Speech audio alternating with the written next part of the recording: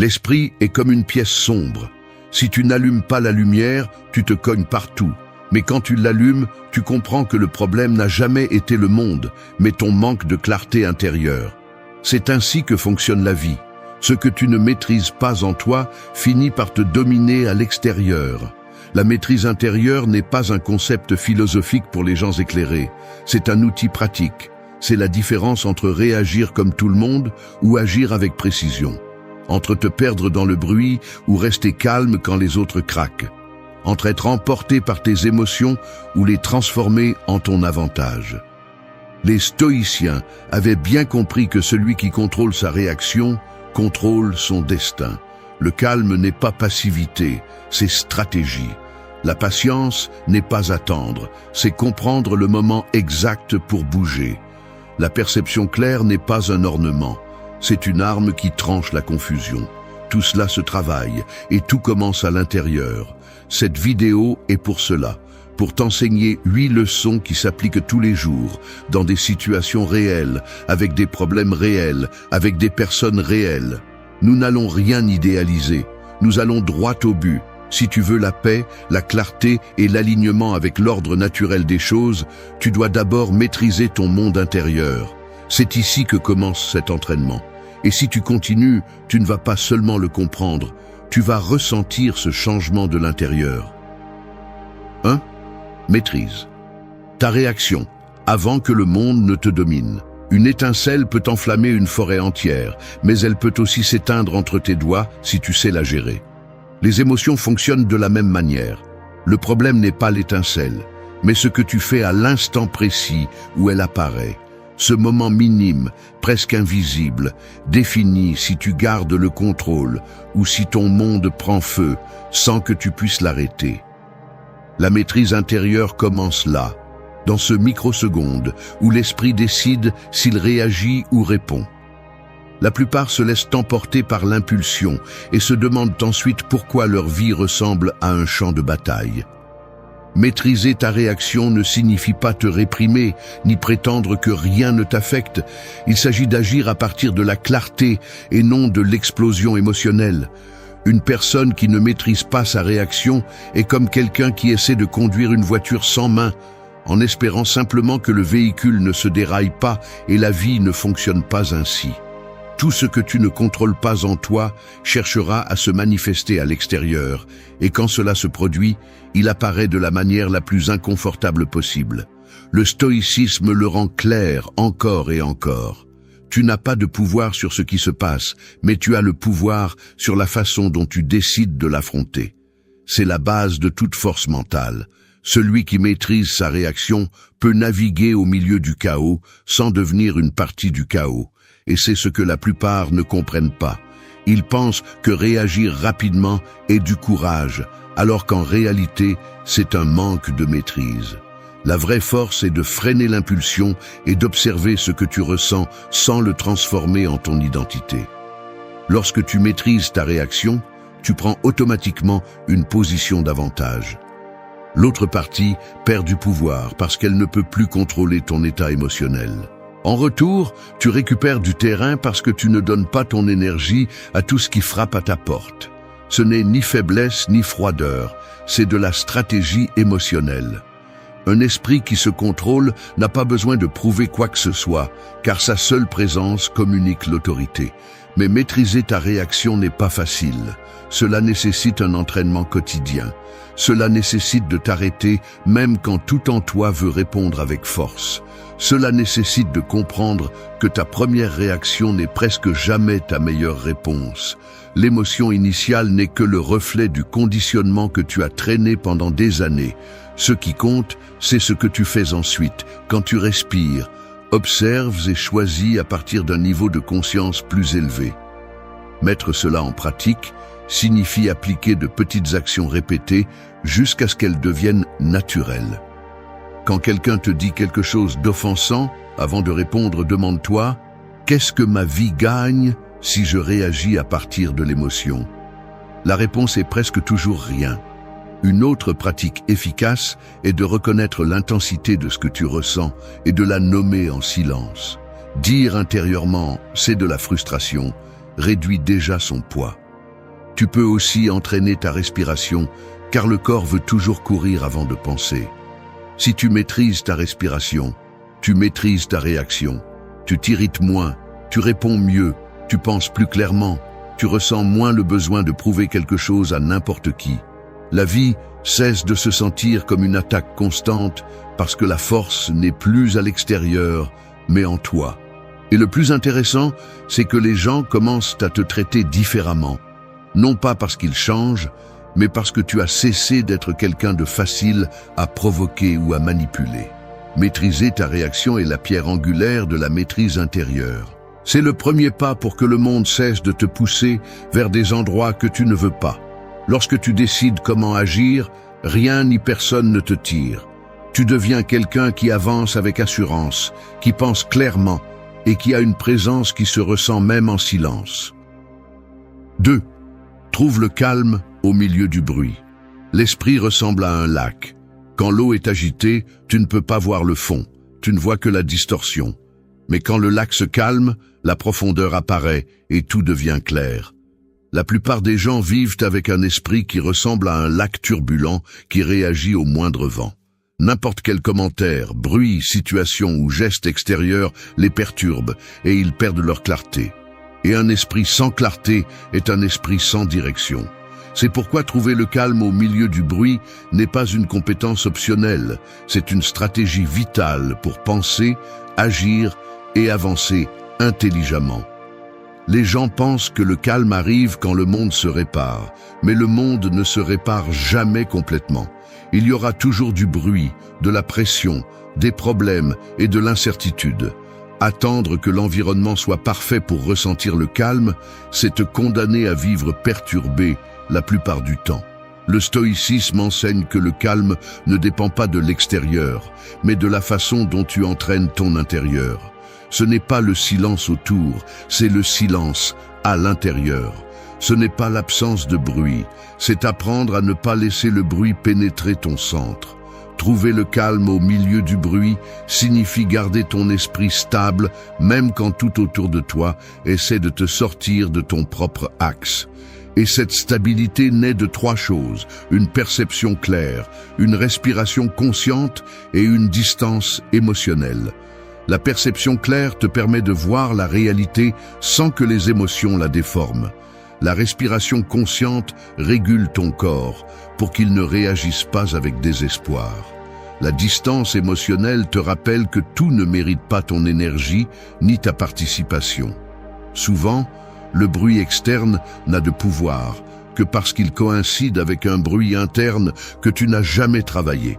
Si quelqu'un te critique et que cela te touche trop, c'est parce que cette blessure existait déjà en toi. Si quelque chose de petit te frustre, c'est parce que tu portais déjà une tension accumulée. Le calme ne se construit pas à l'extérieur, il se construit en affrontant et en désactivant ces bruits internes qui te sabotent. Chaque fois que tu choisis d'observer ce que tu ressens au lieu de te laisser emporter par cela, tu augmentes ta capacité à rester en paix même quand le monde crie autour de toi. Il est également important de comprendre que le bruit n'est pas toujours externe. Parfois, le bruit le plus destructeur est ton propre dialogue interne.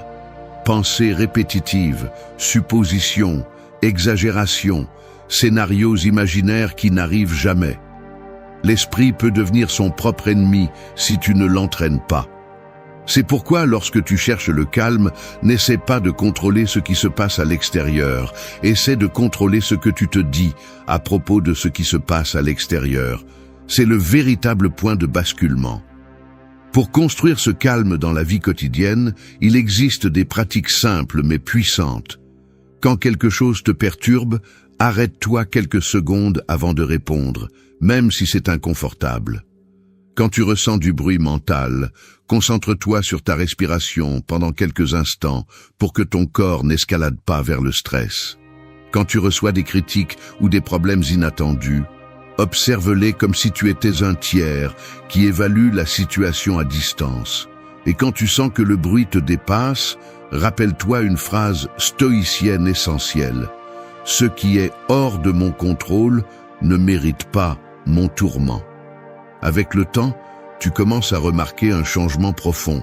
Ce qui t'affectait auparavant te draine moins. La pression ne te brise plus. Les personnes qui essaient de te provoquer n'ont plus d'effet. Et le plus important, tu commences à prendre de meilleures décisions parce que tu n'agis plus à partir de la confusion, mais à partir de la clarté mentale. Ce calme devient ton bouclier et ton avantage. Alors que les autres réagissent, tu réfléchis. 3. Accepte le temps comme ton allié.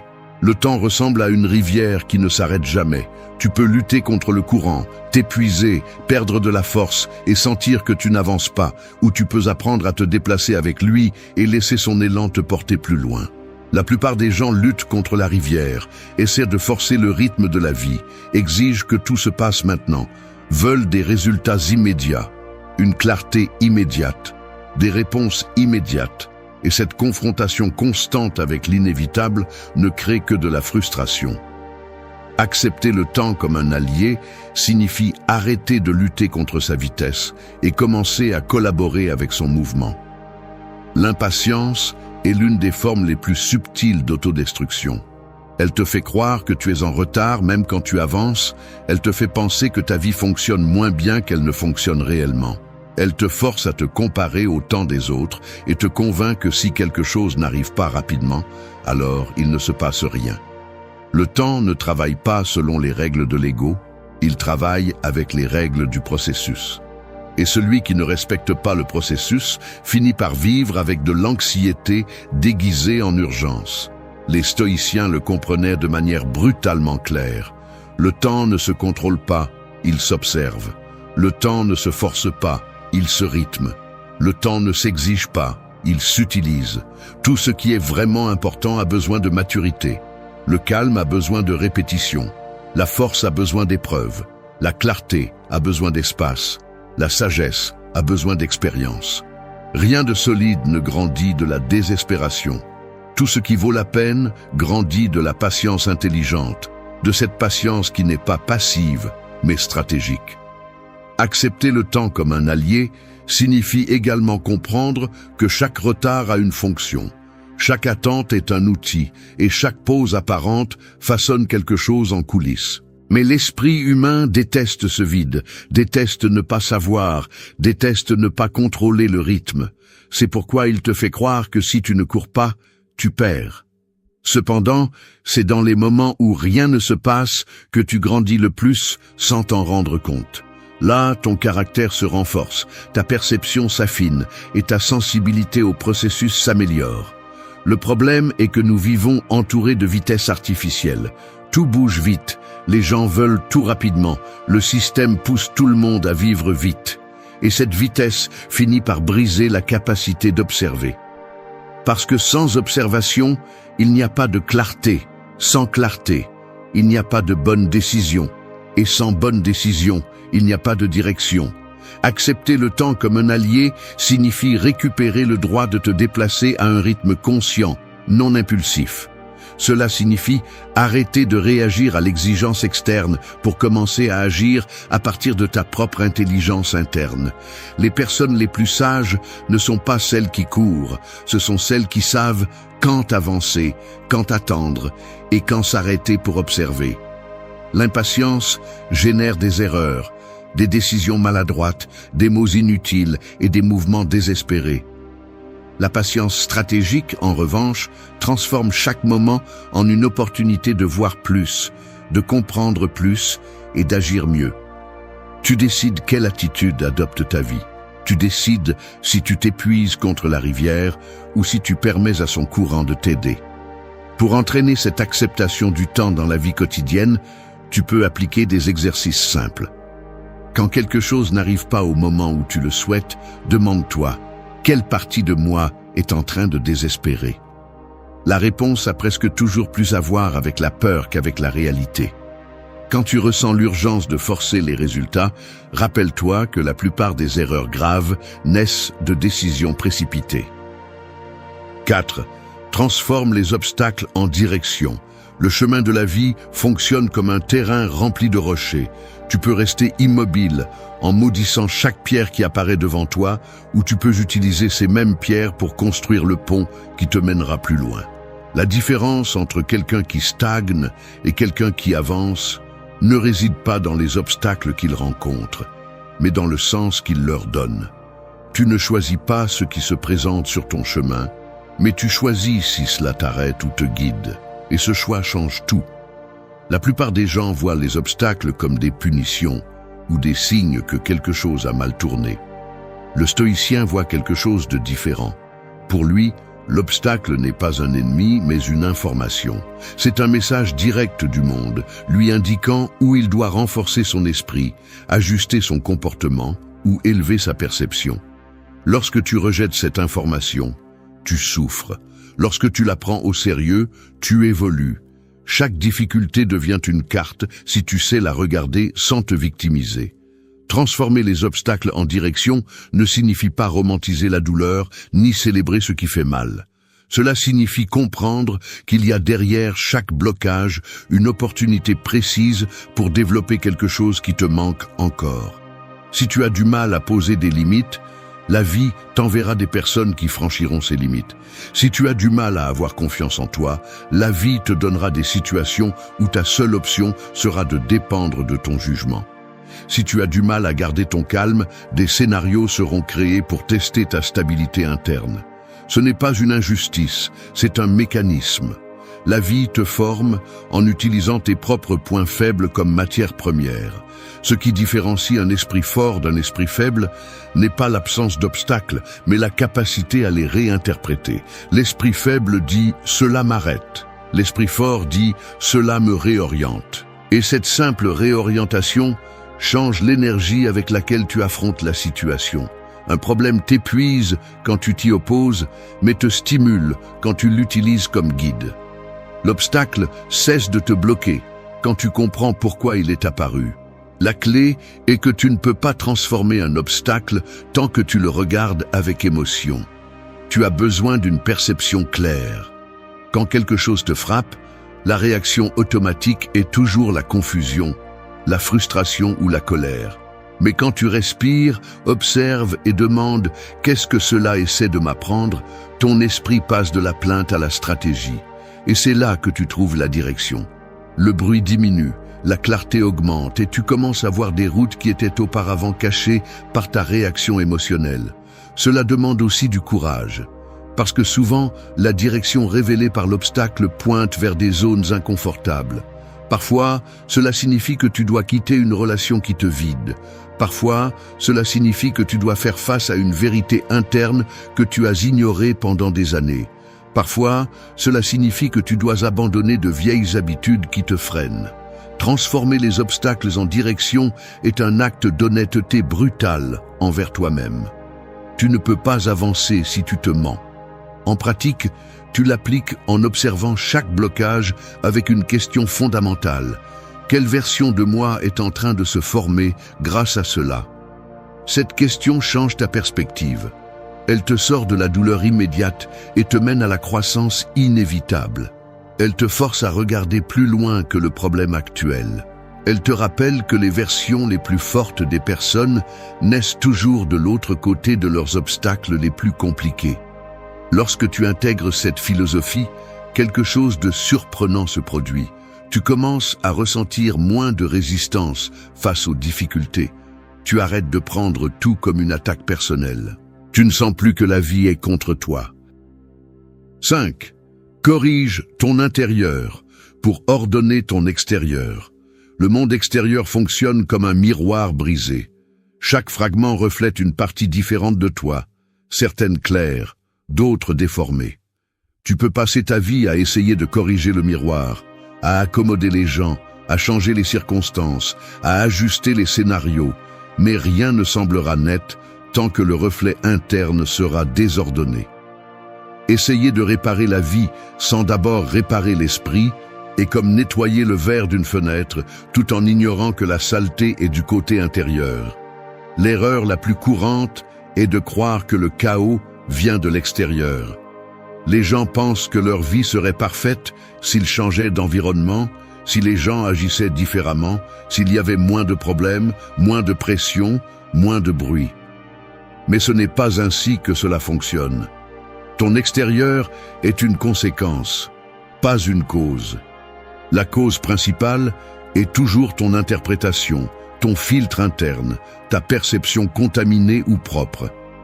Deux personnes peuvent vivre la même situation, mais réagir de manière totalement différente parce qu'elles ne voient pas du même lieu interne. Les stoïciens répétaient que nous ne souffrons pas de ce qui nous arrive, mais du jugement que nous faisons de ce qui nous arrive. Et ce jugement naît du désordre intérieur. Si ton esprit est plein de blessures, tu interprètes tout comme une attaque. S'il est plein de peur, tu interprètes tout comme une menace. S'il est plein d'attentes, tu interprètes tout comme une déception. Mais s'il est ordonné, même la difficulté arrive sans te détruire parce que tu ne lui donnes plus de forme que celle qu'elle a réellement. Corriger ton intérieur ne signifie pas devenir parfait. Cela signifie devenir conscient. Cela implique de cesser de réagir à partir de vieux schémas qui ne te servent plus, de cesser de blâmer l'extérieur pour ce qui n'est désordonné qu'en toi, de cesser d'agir à partir d'émotions qui ne naissent même pas dans le présent, mais dans des expériences passées non résolues. L'esprit sans ordre fonctionne en automatique. L'esprit corrigé fonctionne avec intention. Quand tu corriges ton intérieur, tu commences à remarquer des signaux qui passaient auparavant inaperçus. Tu comprends pourquoi certaines situations te perturbent et d'autres non. Tu identifies des émotions qui auparavant te contrôlaient sans que tu t'en rendes compte. Et quelque chose d'important se produit. Ton extérieur commence à réagir différemment. Non pas parce que le monde change, mais parce que ton énergie change. Les gens perçoivent ta stabilité et agissent en conséquence. La vie cesse de se sentir comme un ennemi parce que ta perception cesse de la transformer en un. La clé pour ordonner l'intérieur est d'observer sans te justifier. Reconnaître tes points faibles sans te victimiser. Accepter tes défauts sans te noyer dans la culpabilité. Te regarder avec la même froideur et honnêteté avec laquelle tu regarderais une machine qui a besoin d'ajustement. Quand tu prends les choses personnellement, il est impossible de te corriger. Mais quand tu t'observes comme quelqu'un qui peut s'améliorer, ton changement a déjà commencé avant même que tu t'en rendes compte. Il y a des pratiques concrètes qui rendent cela possible. L'une d'elles est de questionner chaque émotion intense en demandant « Quelle partie de moi a réagi ainsi ?» Cette question expose l'origine réelle du désordre. Une autre pratique est de séparer les faits des interprétations. Quand quelque chose te dérange, écris ce qui s'est passé, puis écris ce que tu crois que cela signifie. Tu verras que ton interprétation est souvent le véritable problème. Tu peux aussi pratiquer la discipline de ne pas répondre au moment maximum d'émotion. Ce petit délai crée suffisamment d'espace pour choisir une réponse plus intelligente. Avec le temps, ce travail interne produit des changements externes visibles. Tu deviens plus sélectif avec ce que tu permets d'entrer dans ta vie. Tu laisses partir les personnes qui ne correspondent qu'à ta version désordonnée, pas à ta version corrigée. 6. Garde ton sang-froid dans le conflit. Le conflit fonctionne comme la chaleur du feu. La plupart s'approchent sans préparation et finissent par se brûler, mais celui qui comprend la nature du feu sait qu'il n'est pas là pour le détruire, mais pour tester sa trempe. Le conflit révèle de quoi tu es fait, montre la structure de ton caractère et dévoile ta véritable discipline intérieure. Tu peux l'utiliser pour perdre la tête ou pour aiguiser ta force mentale. Le sang-froid ne s'entraîne pas en temps de calme, il s'entraîne lorsque la pression veut te briser. Garder son sang-froid ne signifie pas rester silencieux ni permettre des injustices. Cela signifie que tu ne livres pas ton centre émotionnel à chaque situation qui devient inconfortable. Les personnes qui se perturbent rapidement échouent rapidement parce qu'elles perdent leur clarté au moment où elles en ont le plus besoin. L'esprit qui perd son sang-froid s'embrouille, exagère, interprète mal, suppose trop et prend des décisions qui compliquent ce qui était déjà compliqué. C'est le piège. Le conflit ne te vint pas. Ta réaction incontrôlée, oui. Les stoïciens comprenaient que le sang-froid est une forme d'autorité. Lorsque tu maintiens ton équilibre émotionnel alors que d'autres le perdent, tu montes automatiquement de niveau. non pas parce que tu es meilleur, mais parce que tu opères à partir d'un état mental supérieur. Le calme ferme dans un conflit génère une présence qui déstabilise n'importe qui. Les gens s'attendent à ce que tu exploses, que tu te défendes impulsivement, que tu perdes le contrôle, car c'est le schéma habituel. Lorsque tu ne le fais pas, tu récupères du pouvoir sur le champ. Le conflit est aussi un miroir. Il te montre ce qui t'irrite, ce qui te fait mal, ce qui te déclenche, et quelles blessures internes tu n'as pas encore travaillées. C'est pourquoi garder son sang-froid n'est pas seulement une stratégie externe, c'est un entraînement spirituel. La véritable bataille n'est pas contre la personne en face de toi, mais contre la partie de toi qui veut réagir à partir de l'ego, de la blessure, de l'histoire que tu traînes. Si tu gagnes cette bataille interne, tu as déjà gagné tout le reste. La clé est de ne pas prendre le conflit comme une attaque personnelle. La plupart coulent parce qu'ils interprètent chaque désaccord comme une menace pour leur valeur. Mais le conflit n'est pas là pour t'insulter. Il est là pour t'enseigner. Chaque discussion te révèle un point aveugle. Chaque provocation te montre une faiblesse. Chaque affrontement te signale une zone où ton maîtrise intérieure n'est pas encore complète. Si tu le vois sous cet angle, le conflit cesse d'être un ennemi et devient un gymnase mental. Pour garder ton sang-froid, tu as besoin d'entraîner 3 compétences. Premièrement, contrôler ta respiration. Le corps veut toujours répondre avant l'esprit. Si tu régules ta respiration, tu peux freiner cette urgence biologique qui te pousse à réagir impulsivement. Deuxièmement, séparer les faits des interprétations. Ce qui se passe est une chose, ce que tu crois que cela signifie en est une autre. Le conflit devient gigantesque à cause de l'interprétation, pas à cause du fait en lui-même. Troisièmement, choisir ta réponse, pas ta réaction. La réponse naît de la clarté, la réaction naît du chaos. Pratiquer cela quotidiennement transforme ta présence. Quand quelqu'un te crie dessus et que tu ne perds pas le contrôle, ta stabilité pèse plus que son volume. Quand quelqu'un essaie de te manipuler et que tu ne bouges pas émotionnellement, son jeu perd son sens. Quand quelqu'un cherche à te sortir de ton centre et n'y parvient pas, son influence sur toi disparaît. Garder son sang-froid est une manière silencieuse de dire « tu n'as pas de pouvoir ici ».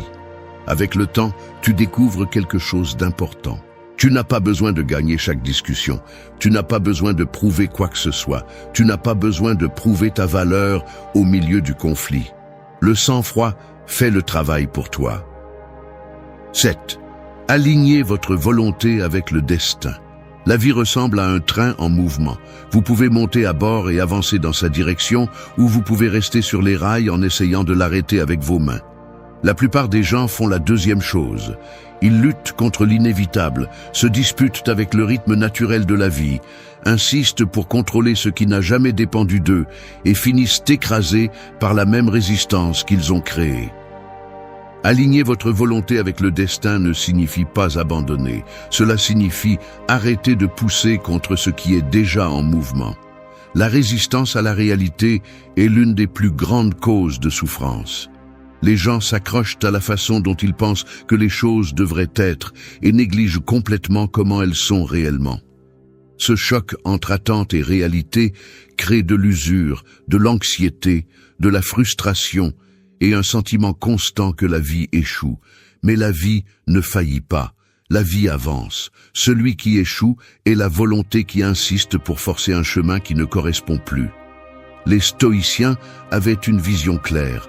Vous n'êtes pas venu pour dominer l'univers, vous êtes venu pour vous aligner avec lui. Le destin n'est pas une imposition, c'est un flux. Lorsque vous vous alignez avec lui, votre énergie se multiplie. Lorsque vous vous opposez, elle se détruit. Aligner votre volonté signifie arrêter de lutter contre ce qui ne dépend pas de vous et mettre toute votre force dans ce qui dépend de vous.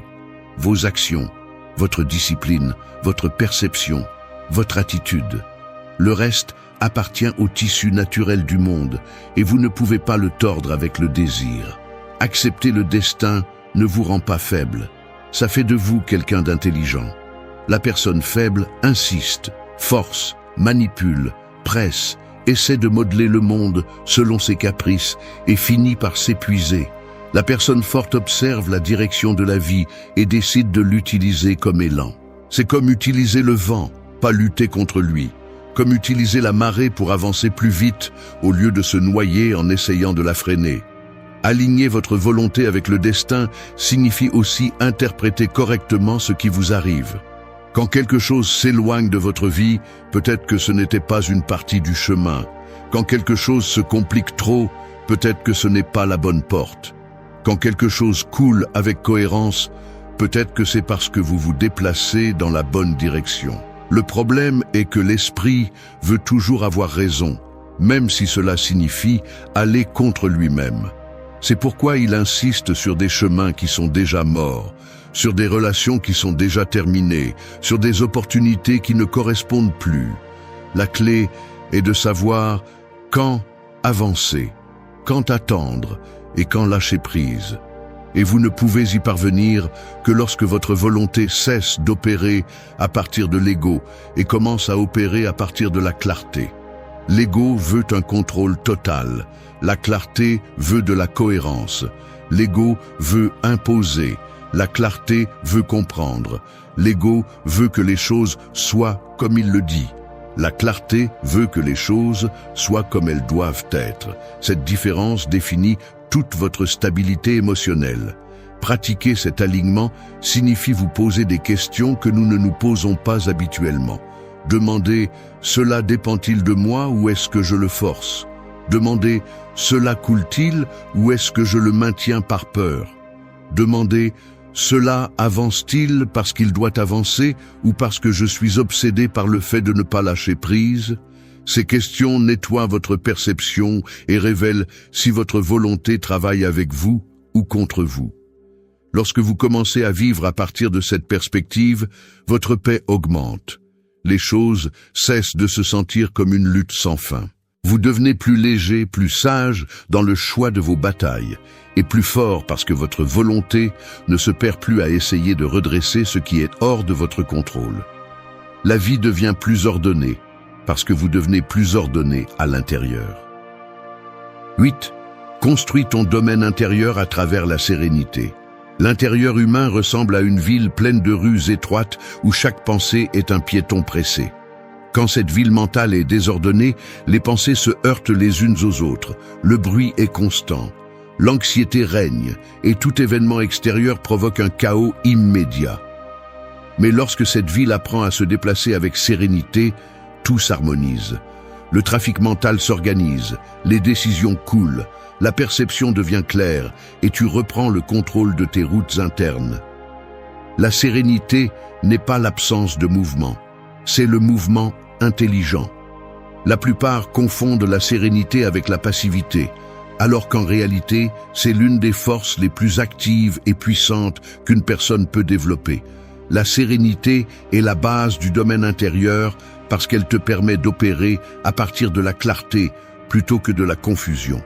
Les personnes qui n'ont pas de sérénité réagissent à tout, s'épuisent rapidement, interprètent mal et deviennent victimes du bruit interne et externe. Les stoïciens savaient que la sérénité était la porte d'entrée vers le véritable pouvoir personnel. Sans sérénité, l'esprit est une tempête. Avec la sérénité, l'esprit est un océan profond et stable. La tempête détruit, l'océan soutient. Quand tu agis à partir de la tempête, tout te perturbe. Mais quand tu agis à partir de l'océan, rien ne te sort de ton centre. Cette différence définit qui domine sa vie et qui vit dominé par le chaos. Construire le domaine à travers la sérénité ne signifie pas ressentir la tranquillité tout le temps. Cela signifie que même si tu ressens de la pression, tu ne te brises pas de l'intérieur. Cela signifie que, même s'il y a un conflit, tu gardes une vision claire. Cela signifie que, même s'il y a de l'incertitude, tu ne réagis pas à partir de la peur, mais à partir d'une base mentale stable. La sérénité est une posture interne, une décision consciente, une discipline quotidienne. Pour construire la sérénité, tu as besoin de 2 compétences essentielles. Premièrement, réguler tes pensées. Toutes tes pensées ne sont pas vraies. Toutes tes pensées ne méritent pas d'attention. Toutes tes pensées ne doivent pas se transformer en action. Quand tu comprends cela, ton esprit cesse d'être une arme pointée sur toi et commence à être un outil sous ton contrôle. Deuxièmement, réguler tes émotions. Il ne s'agit pas de les réprimer, mais de les diriger. L'émotion sans direction est du bruit. L'émotion dirigée est de l'énergie. Une autre partie de la sérénité est la distance interne, cette capacité à regarder les événements d'un pas en arrière sans y plonger automatiquement. La distance n'est pas de la froideur, c'est de l'intelligence émotionnelle. Elle te permet de voir la situation complète, pas seulement la partie que ton impulsion veut mettre en évidence. Elle te permet de répondre avec précision, pas avec intensité. Quand tu as une distance interne, l'émotion ne te gouverne plus.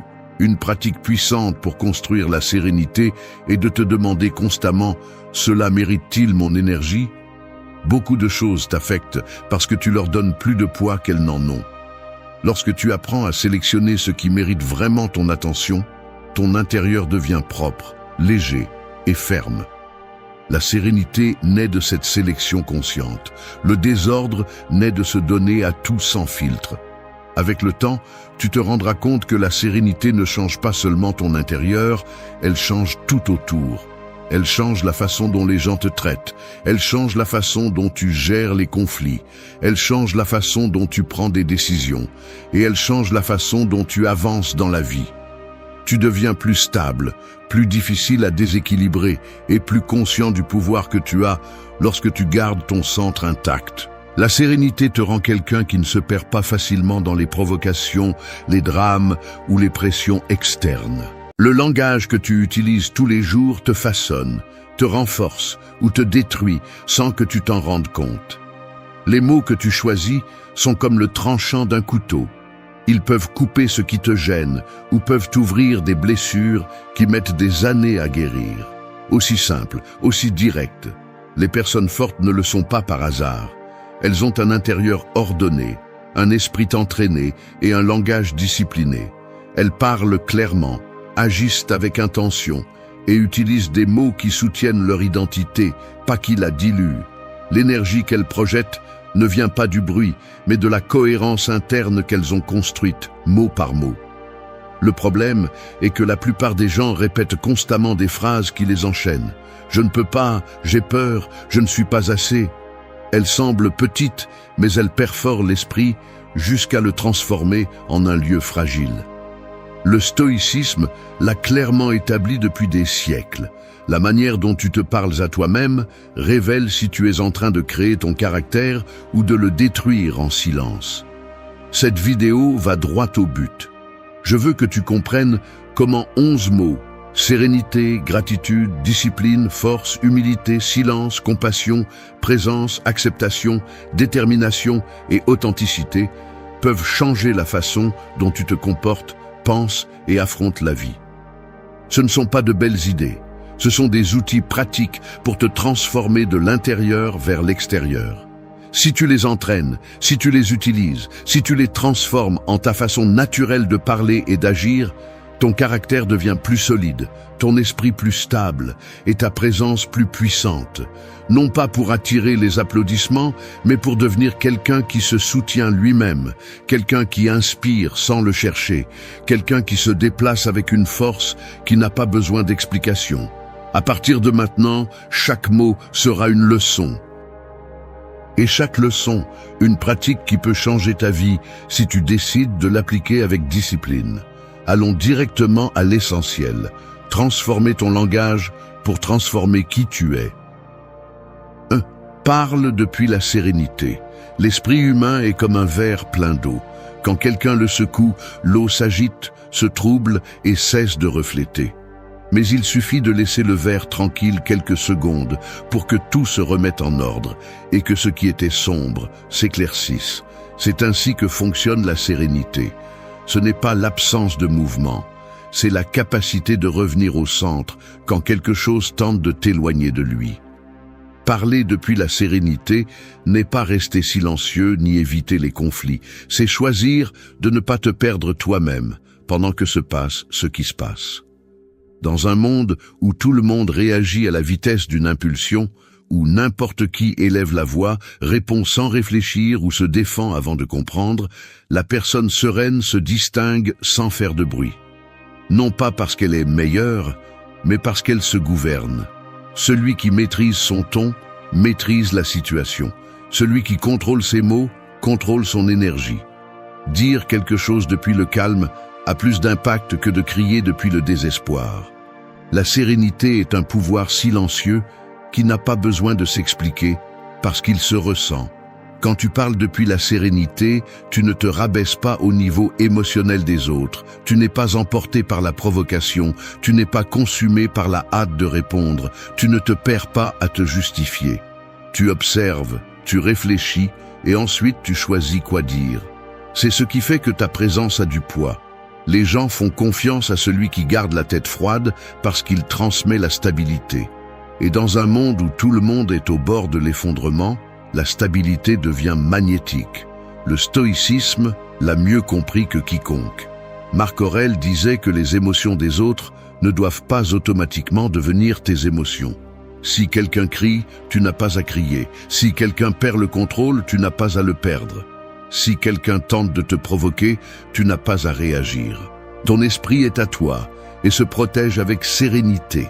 La sérénité ne te rend pas faible, elle te rend stratégique. Elle te permet de voir ce que l'impulsion cache et d'agir avec précision plutôt qu'avec maladresse émotionnelle. Parler depuis la sérénité signifie aussi ne pas te prêter à des guerres inutiles. Tous les commentaires ne méritent pas de réponse. Toute provocation ne mérite pas ton énergie. Toute opinion ne mérite pas ta défense. La sérénité t'apprend à économiser ta force pour les bonnes batailles au lieu de t'épuiser en futilité. Quand tu choisis tes mots, tu choisis tes combats. Et celui qui choisit bien gagne plus souvent. Ce principe n'est pas une théorie, c'est une pratique quotidienne. Avant de parler, respire une fois de plus. Avant d'envoyer un message que tu as écrit en colère, relis-le quand tu es calme. Avant de répondre à quelqu'un qui tente de te manipuler, demande-toi ce que tu gagnes à réagir. Avant de trop t'expliquer, demande-toi si c'est nécessaire. Lorsque tu entraînes cette habitude, ton langage devient ferme, ta voix devient plus claire et ta présence plus forte. Parce que la sérénité est une détermination sans cri, une autorité sans violence et un respect sans imposition. La sérénité te rend magnétique parce qu'elle transmet quelque chose qui manque. Les gens se sentent en sécurité près de quelqu'un qui ne se brise pas sous la pression. Ils se sentent écoutés, valorisés et respectés. Et toi, sans le dire, tu transmets un message puissant. Je me gouverne. Je décide comment je réagis. Je suis le maître de mon espace mental. Parler depuis la sérénité est la base pour devenir quelqu'un de fort à l'intérieur et d'admirable à l'extérieur. Alors, à partir d'aujourd'hui, quand tu ouvres la bouche, que ce soit depuis le calme, que tes mots ne naissent pas de l'impulsion, mais de la clarté. Parce que lorsque ton langage est serein, toute ta vie commence à s'organiser. 2. Vis avec gratitude. La gratitude fonctionne comme le soleil de l'aube. Peu importe combien la nuit a été sombre, dès que cette première ligne de lumière apparaît, tout reprend forme. La gratitude fait exactement cela avec l'esprit. Elle éclaire ce que tu pensais avoir perdu et ordonne ce que tu croyais chaotique. Ce n'est pas un sentiment doux, ni une jolie phrase à répéter sur les réseaux sociaux. C'est une discipline qui transforme ta vision du monde de manière brutale et précise. Celui qui vit avec gratitude ne vit pas distrait en cherchant des problèmes. Il vit attentif en trouvant des raisons d'avancer. Et cette différence se remarque. La personne qui pratique la gratitude ne se rend pas à la première difficulté, car elle sait reconnaître ce qu'elle a appris, ce qu'elle a surmonté et ce qu'elle construit chaque jour. La gratitude ne te rend pas naïf, elle te rend fort, car elle t'oblige à voir la réalité complète, pas seulement la partie qui fait mal. La plupart des gens se concentrent sur ce qui manque. Il manque de l'argent, il manque du temps, il manque de l'attention. Il manque de la reconnaissance.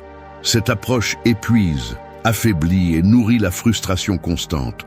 La gratitude brise ce schéma car elle t'oblige à arrêter ton esprit et à regarder ce qui est déjà entre tes mains. La discipline de la gratitude entraîne le cerveau à reconnaître des réussites invisibles, des progrès minimes et des opportunités que tu ignorais auparavant. Et en voyant plus, tu penses mieux. Et en pensant mieux, tu décides mieux. Le stoïcisme l'a toujours dit. Tu n'es pas riche parce que tu accumules, mais parce que tu peux apprécier. Sénèque écrivait que la personne ingrate vit comme si tout lui était arraché, tandis que la personne reconnaissante vit comme si tout était un gain.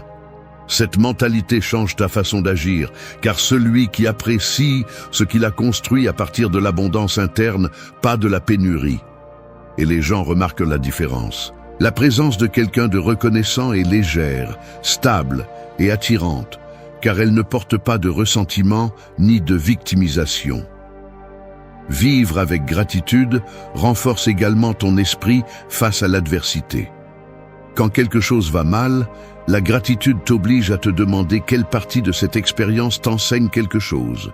Cela ne signifie pas romantiser la douleur, ni justifier les injustices. Cela signifie trouver l'angle qui t'aide à grandir au lieu de rester coincé dans ce que tu ne peux pas changer. La gratitude transforme chaque chute en une leçon pratique, chaque échec en une carte et chaque erreur en un avertissement utile. Et cela, dans la vie réelle, vaut plus que n'importe quelle motivation momentanée. Pratiquer la gratitude n'est pas écrire des listes interminables, c'est maintenir une attitude claire. Remercier les personnes qui sont restées et celles qui sont parties, car toutes enseignent. Remercier les bons jours et les jours lourds, car tous forment le caractère. Remercier ce que tu as perdu et ce que tu as gagné, car les deux expériences t'ont placé là où tu es aujourd'hui. Ce type de gratitude te rend ton pouvoir, car il cesse de dépendre de ce que les autres font ou disent. Dans la vie quotidienne, la gratitude se pratique dans des détails spécifiques. Te lever et reconnaître que tu as un corps capable d'avancer. Remercier l'effort que tu as fait hier, même s'il n'était pas parfait. Voir les personnes qui t'accompagnent sans les prendre pour acquises. Remarquer les petits progrès que tu ignorais auparavant. Apprécier ta propre tentative au lieu de te punir pour ne pas être parfait.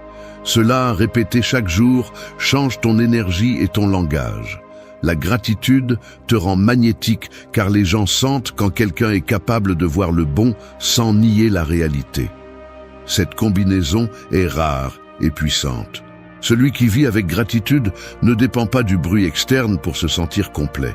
Il marche plus léger, parle plus clairement et agit avec plus d'intention. Et cette présence est contagieuse. À partir d'aujourd'hui, décide de remercier avec conscience. 3. Forge une discipline quotidienne. La discipline ressemble à une corde qui se tend fibre par fibre.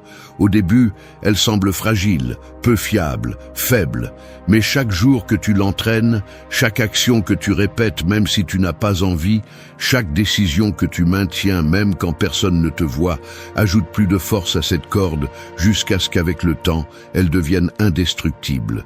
C'est ainsi que se construit le caractère, non pas avec de grands discours ou des explosions de motivation, mais avec de petites habitudes soutenues avec détermination.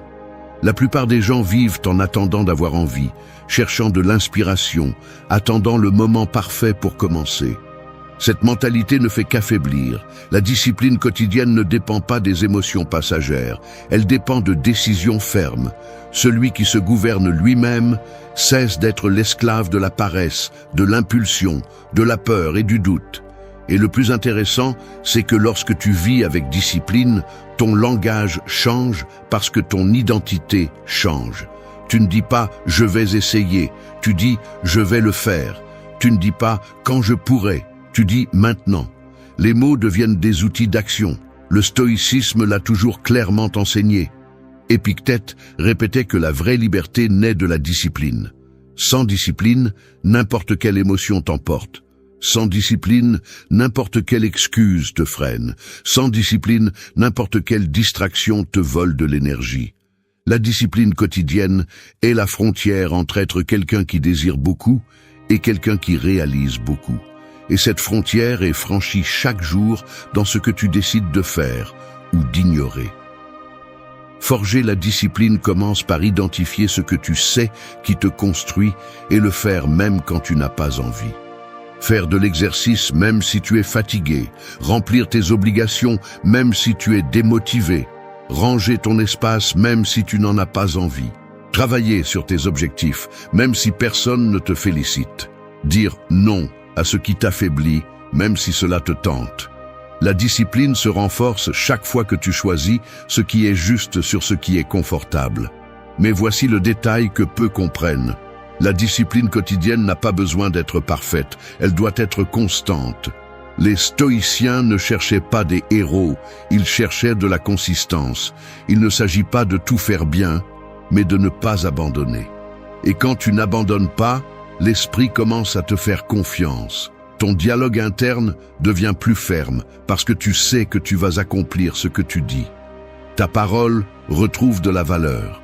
Ton estime de soi se renforce parce que tu deviens quelqu'un de fiable pour toi-même.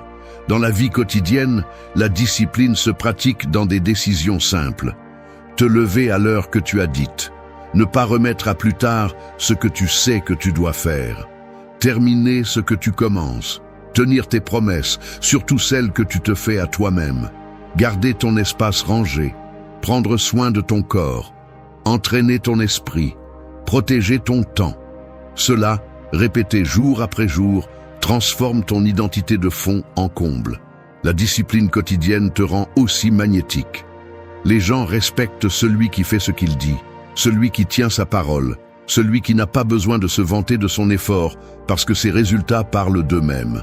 Cette cohérence entre ce que tu dis et ce que tu fais est si rare aujourd'hui qu'elle devient une caractéristique puissante. Les gens sont attirés par ceux qui maintiennent un contrôle interne, par ceux qui se gouvernent sans bruit et avancent sans s'arrêter. Forger la discipline te protège aussi de l'auto-sabotage. Quand tu entraînes la constance, l'esprit cesse de croire en des excuses faibles. Tu arrêtes de tomber dans le piège du « je commence demain ». Tu arrêtes de te permettre des reculs inutiles. Tu deviens quelqu'un qui agit, quelqu'un qui ne négocie pas avec la paresse, quelqu'un qui prend sa vie au sérieux. À partir d'aujourd'hui, décide que chaque action sera une fibre de plus dans cette corde qui te soutient. 4. Maintiens ta force intérieure. La force intérieure fonctionne comme la fondation cachée d'un bâtiment. De l'extérieur, les gens ne voient que la structure, les murs, les fenêtres, et le design. Mais ce qui soutient vraiment tout est sous terre, invisible, silencieux, résistant. Lorsque cette fondation est faible, le moindre tremblement fait s'effondrer la construction. Lorsqu'elle est solide, la tempête la plus violente peine à la faire bouger. Ta force intérieure est cette fondation. C'est la base silencieuse qui définit jusqu'où tu peux grandir sans te briser. Le problème est que la plupart des gens construisent leur vie sur des sols fragiles. Ils comptent sur l'approbation externe, sur la présence constante de certaines personnes, sur la validation d'autrui, sur des attentes irréalistes et sur des promesses qui ne dépendent pas d'eux. Et lorsque ces bases échouent, tout s'effondre. La force intérieure t'oblige à construire sur toi-même. Elle te redonne le contrôle, te recentre et te rappelle que la seule chose sur laquelle tu as un contrôle total est ta propre attitude. Le stoïcisme a été clair à ce sujet. Marc Aurèle répétait qu'aucun coup extérieur ne peut te détruire si ton intérieur est en ordre. Les pertes font mal, les déceptions pèsent, les trahisons blessent, mais aucune d'entre elles n'a le droit de te briser si ton centre reste ferme. La force intérieure ne te transforme pas en pierre, elle fait de toi quelqu'un qui ne se brise pas sous la pression. Elle te permet de ressentir sans te noyer, de penser sans t'effondrer, d'agir sans être paralysé. Maintenir la force intérieure signifie cesser de réagir à partir de la blessure et commencer à répondre à partir de la conscience. Lorsque quelque chose t'affecte, tu ne te lances pas dans le drame, ni ne te noies dans le chaos émotionnel. Tu respires, tu t'observes, tu t'organises. Cette capacité ne vient pas de la froideur. Elle vient de l'entraînement mental.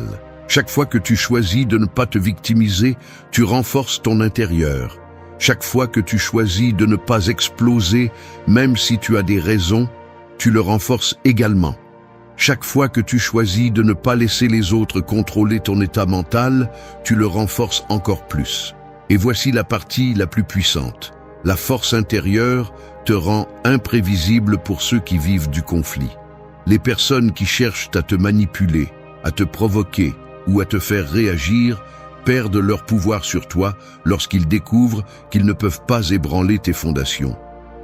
Tu ne te troubles pas, tu ne te laisses pas entraîner, tu ne t'effondres pas. Tu maintiens ton centre et cela inspire le respect, même s'ils ne le disent pas. La force intérieure ne crie pas, elle impose. Dans la vie quotidienne, elle se pratique ainsi. Ne prends pas tout comme une attaque, ne réagis pas impulsivement, ne donne pas ta paix à n'importe qui. Ne laisse pas une mauvaise journée détruire toute ta semaine. N'accepte pas que la voix de la peur soit celle qui décide pour toi. Tes pensées ont besoin de direction, ton énergie a besoin de surveillance et ton calme a besoin de protection. Ces petites actions soutiennent ta fondation chaque jour. Les personnes fortes à l'intérieur ne se brisent pas pour n'importe quoi parce qu'elles ont déjà appris à se soutenir. Elles comprennent qu'elles ne peuvent pas contrôler les autres, mais elles peuvent contrôler comment elles traitent ce qui se passe. Elles choisissent la clarté plutôt que le désespoir. Elles choisissent la fermeté plutôt que la réactivité.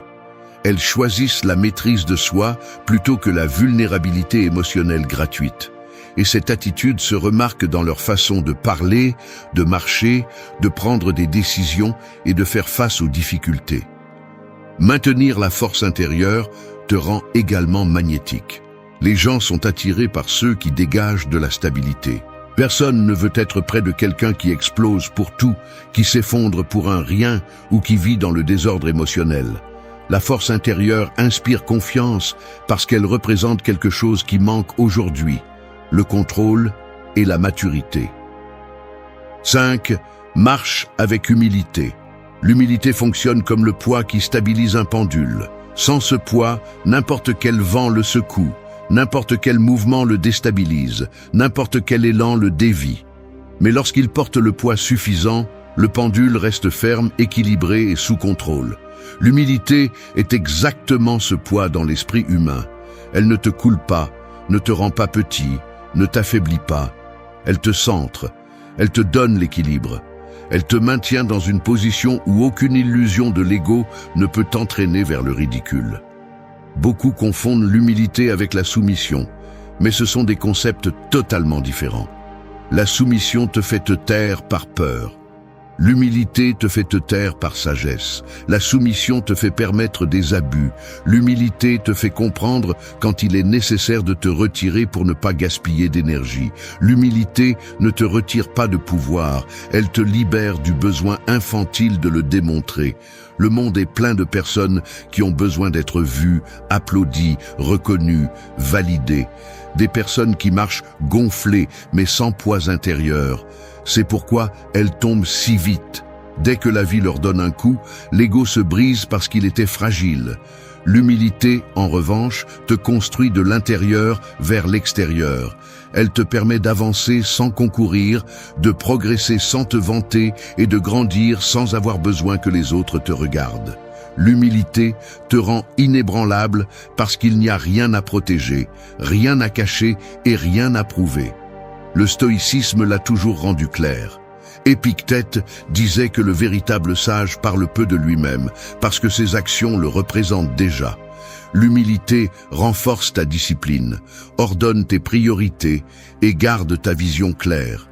Quand tu marches avec humilité, tu apprends de celui qui sait plus et aussi de celui qui sait moins, parce que ta valeur ne dépend pas de la comparaison. La personne humble observe, écoute, analyse, corrige et avance. Elle ne perd pas de temps dans des batailles inutiles pour défendre une image fictive. Marcher avec humilité implique également de reconnaître tes limites sans avoir honte d'elles.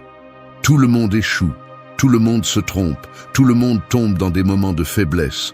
La différence réside dans ceux qui admettent leurs erreurs pour les corriger et ceux qui les cachent pour protéger leur orgueil. L'humilité te permet de voir tes défauts sans te détruire et de voir tes forces sans te grandir. Cet équilibre te rend mentalement stable, émotionnellement mature et spirituellement fort. Dans la vie quotidienne, l'humilité se pratique de manière simple. Admettre que tu ne sais pas tout et demander de l'aide quand c'est nécessaire. Reconnaître une erreur sans la justifier. Féliciter quelqu'un sans sentir que tu perds quelque chose. Écouter sans penser à ce que tu répondras. Éviter les conversations où le but est de se vanter. Travailler en silence et laisser les résultats parler. Ne pas concourir avec quelqu'un qui n'est pas ta version précédente. Ces petites actions renforcent ton caractère plus que n'importe quelle phrase motivante. L'humilité te rend également magnétique. Les gens se sentent à l'aise près de quelqu'un qui ne cherche pas à attirer l'attention, qui n'a pas besoin de s'imposer, qui ne se vante pas de ses réalisations et qui n'est pas obsédé par l'idée de paraître parfait. La présence humble inspire confiance parce qu'elle ne menace pas, ne juge pas, ne humilie pas. C'est une présence ferme, mature, équilibrée. Une présence qui n'a pas besoin d'exagérer pour se sentir valide. Un autre point clé est que l'humilité accélère la croissance. Lorsque tu n'es pas occupé à défendre ton ego, tu as de l'espace pour apprendre davantage, améliorer davantage et avancer davantage. Tu vois des opportunités que d'autres perdent parce qu'ils croient qu'ils savent déjà tout. Tu écoutes des conseils que d'autres rejettent parce qu'ils croient qu'ils n'en ont pas besoin. 6. Honore le silence.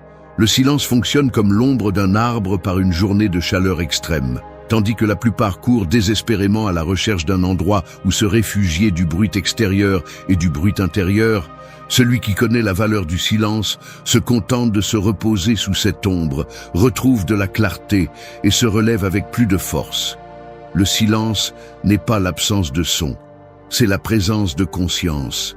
C'est l'espace où l'esprit s'ordonne et où le caractère s'aiguise. Le monde moderne est rempli de voix qui exigent ton attention. Opinion, critique, provocation, impulsion, comparaison. Tout te pousse à réagir sans réfléchir.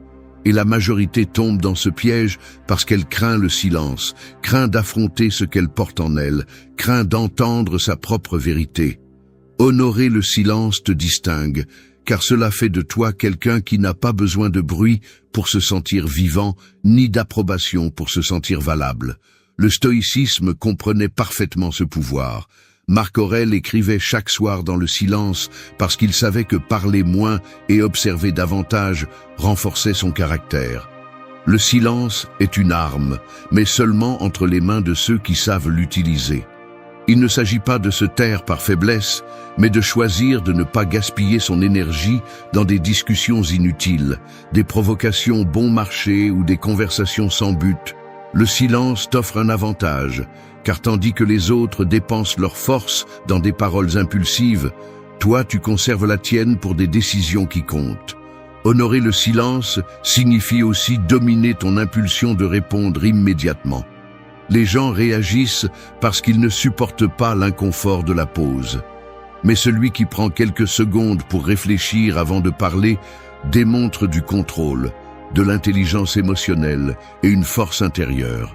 Le silence stratégique désarme les attitudes agressives, démasque les manipulations et te permet de voir l'intention derrière les mots des autres. Lorsque tu réponds avec cette clarté, tu te trompes rarement. Dans la vie quotidienne, le silence se pratique à des moments précis. Avant de répondre à un message qui t'a irrité, garde le silence quelques minutes. Avant d'entrer dans une dispute qui ne mène nulle part, garde le silence et éloigne-toi. Avant de te justifier auprès de quelqu'un qui ne veut pas te comprendre, garde le silence et protège ta paix. Et avant de parler impulsivement dans une situation chargée d'émotions, garde le silence pour que ton esprit décide et non ton ego. Le silence te rend aussi plus observateur. Quand tu parles moins, tu remarques davantage. Tu remarques l'intention derrière un regard, l'incohérence derrière une phrase, la vulnérabilité derrière l'arrogance et la manipulation derrière une gentillesse excessive.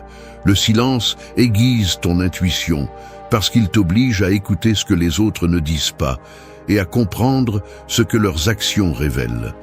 Cette capacité de lecture fait de toi quelqu'un de difficile à tromper et très difficile à manipuler. Un autre avantage profond est que le silence renforce ta présence. Les personnes qui parlent tout le temps perdent de leur impact parce que leur voix se dilue. Mais celui qui parle seulement quand c'est nécessaire inspire un respect immédiat. Chaque mot a du poids, chaque phrase semble intentionnelle, chaque opinion paraît plus mûre. Les gens prêtent attention à celui qui sait se taire, car le silence transmet de l'assurance. Ne pas se précipiter pour combler le vide démontre une maîtrise intérieure. Honorer le silence ne signifie pas non plus se déconnecter du monde, mais écouter ton monde intérieur. Les meilleures décisions naissent dans le silence, car il n'y a ni pression, ni bruit, ni influence extérieure. Juste toi, ta conscience et ta vérité. Lorsque tu apprends à rester avec toi-même sans fuir, tu te connais, tu t'ordonnes et tu te fortifies. 7. Pratiquer la présence totale. La présence totale fonctionne comme la mise au point d'un appareil photo professionnel. Lorsque l'objectif est bien réglé, chaque détail apparaît net, chaque couleur devient plus intense et tout ce qui semblait auparavant confus s'organise. Mais lorsque l'appareil photo est flou, rien n'a d'importance, tout est déformé et le message est perdu. La vie fonctionne de la même manière. Si vous n'êtes pas présent, vous perdez en clarté, vous manquez des opportunités et vous perdez en force intérieure. Pratiquer la présence totale signifie vivre concentré, pleinement conscient, sans laisser l'esprit se déplacer vers des scénarios imaginaires qui vous volent de l'énergie. La plupart des gens sont pris au piège entre deux prisons, le passé qu'ils ne peuvent pas changer et l'avenir qui n'existe pas encore. Très peu de personnes sont vraiment ici, au seul endroit où la vie se passe. La présence totale vous oblige à revenir à ce moment, à l'habiter, à le ressentir et à agir à partir de lui. Pas à partir de ce que vous craignez, pas à partir de ce que vous désirez, pas à partir de ce dont vous vous souvenez, mais à partir de ce qui est. Et ce niveau de concentration vous rend puissant parce qu'il vous permet de prendre des décisions claires, d'agir avec fermeté et de voir clairement ce que les autres négligent. Le stoïcisme défendait ce principe comme un pilier fondamental. Marc Aurèle le répétait encore et encore. Occupez-vous de ce qui est devant vous, pas de ce que l'esprit invente. Lorsque l'esprit se disperse, il vous affaiblit. Lorsqu'il se concentre, il vous arme. Pratiquer la présence totale est un moyen de revenir à votre axe, de reprendre le contrôle et de faire taire le bruit interne qui sabote votre clarté. Être présent ne signifie pas bloquer vos émotions ou éviter vos pensées. Cela signifie les observer sans vous perdre en elles. L'esprit va toujours essayer de vous entraîner vers ce qui fait mal ou ce que vous désirez, mais votre travail est de maintenir la concentration sur ce qui se passe réellement. La présence totale est une discipline mentale. C'est la capacité de soutenir votre attention comme si c'était un muscle. Plus vous l'entraînez, plus elle devient forte. Dans la vie quotidienne, la présence se pratique dans des actions très simples. Lorsque vous parlez à quelqu'un, écoutez vraiment. Ne pensez pas à la façon dont vous allez répondre ou à ce que vous allez dire ensuite. Écoutez simplement. Lorsque vous travaillez sur quelque chose, travaillez sur cela et rien d'autre. Évitez d'ouvrir 10 fenêtres, évitez la multitâche qui fragmente votre esprit et détruit votre énergie. Lorsque vous mangez, concentrez-vous sur la nourriture. Lorsque vous vous entraînez, concentrez-vous sur l'entraînement. Lorsque vous vous reposez, reposez-vous sans culpabilité. Ce type de concentration vous donne le contrôle sur votre énergie et vous rend plus efficace. La présence totale vous rend également émotionnellement plus fort. Les émotions deviennent insupportables lorsque vous les alimentez avec des histoires mentales qui n'existent pas. Vous êtes triste à cause de quelque chose du passé et l'esprit commence à inventer plus de souvenirs pour intensifier la douleur. Vous êtes inquiet pour l'avenir et l'esprit invente des tragédies qui ne se produiront jamais.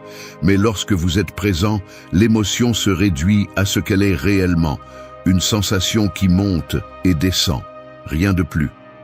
La présence désarme les peurs imaginaires et vous centre sur le réel. De plus, pratiquer la présence vous rend quelqu'un de magnétique. La plupart des gens vivent déconnectés, dispersés, absents, regardant plus d'écran que de visage, pensant plus qu'ils ne vivent. C'est pourquoi, lorsqu'une personne complètement présente apparaît, cela se remarque. Elle transmet le calme, elle transmet la sécurité, elle transmet la clarté. Son regard est ferme parce qu'il n'est pas pris ailleurs. Sa voix est plus stable parce qu'elle ne parle pas depuis un esprit accéléré. Son énergie est plus forte parce qu'elle ne la gaspille pas en pensées inutiles. 8. Sois toujours authentique. L'authenticité fonctionne comme le pouls d'un cœur. Tu peux essayer de l'ignorer, tu peux essayer de changer le rythme pour correspondre à ce que les autres attendent. Mais tôt ou tard, elle revient à son état naturel et te rappelle qui tu es vraiment. Faire semblant épuise, imiter use, te cacher, te brise de l'intérieur. L'authenticité, en revanche, te libère parce qu'elle t'oblige à enlever les masques et à ne porter que ta vérité, pas celle des autres. La plupart des gens sont pris au piège dans des identités empruntées. Ils agissent selon ce que les autres veulent voir. Ils parlent comme ils pensent qu'ils doivent parler pour s'intégrer. Ils taisent ce qu'ils pensent vraiment pour éviter le rejet et ils se conforment à une norme qui ne leur appartient même pas. Cette vie n'est pas seulement fausse, elle est aussi lourde. L'authenticité coupe ce poids et te rend ta véritable forme, celle qui te permet de marcher sans craindre de perdre l'approbation. Le stoïcisme le savait bien.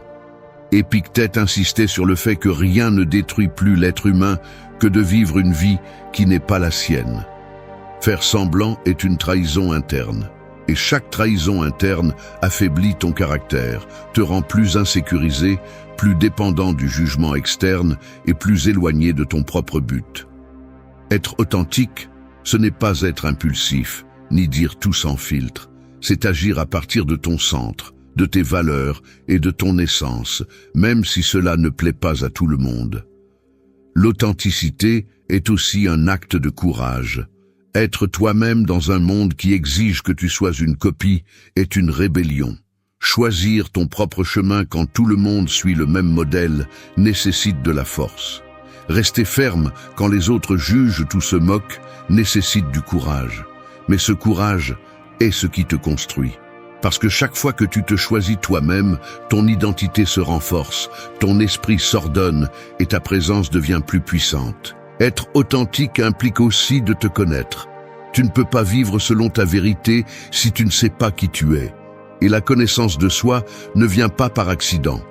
Elle survient lorsque tu t'arrêtes, lorsque tu remets en question tes croyances, lorsque tu te demandes pourquoi tu fais ce que tu fais, ce que tu désires vraiment, ce qui t'importe et ce que tu n'es pas prêt à sacrifier.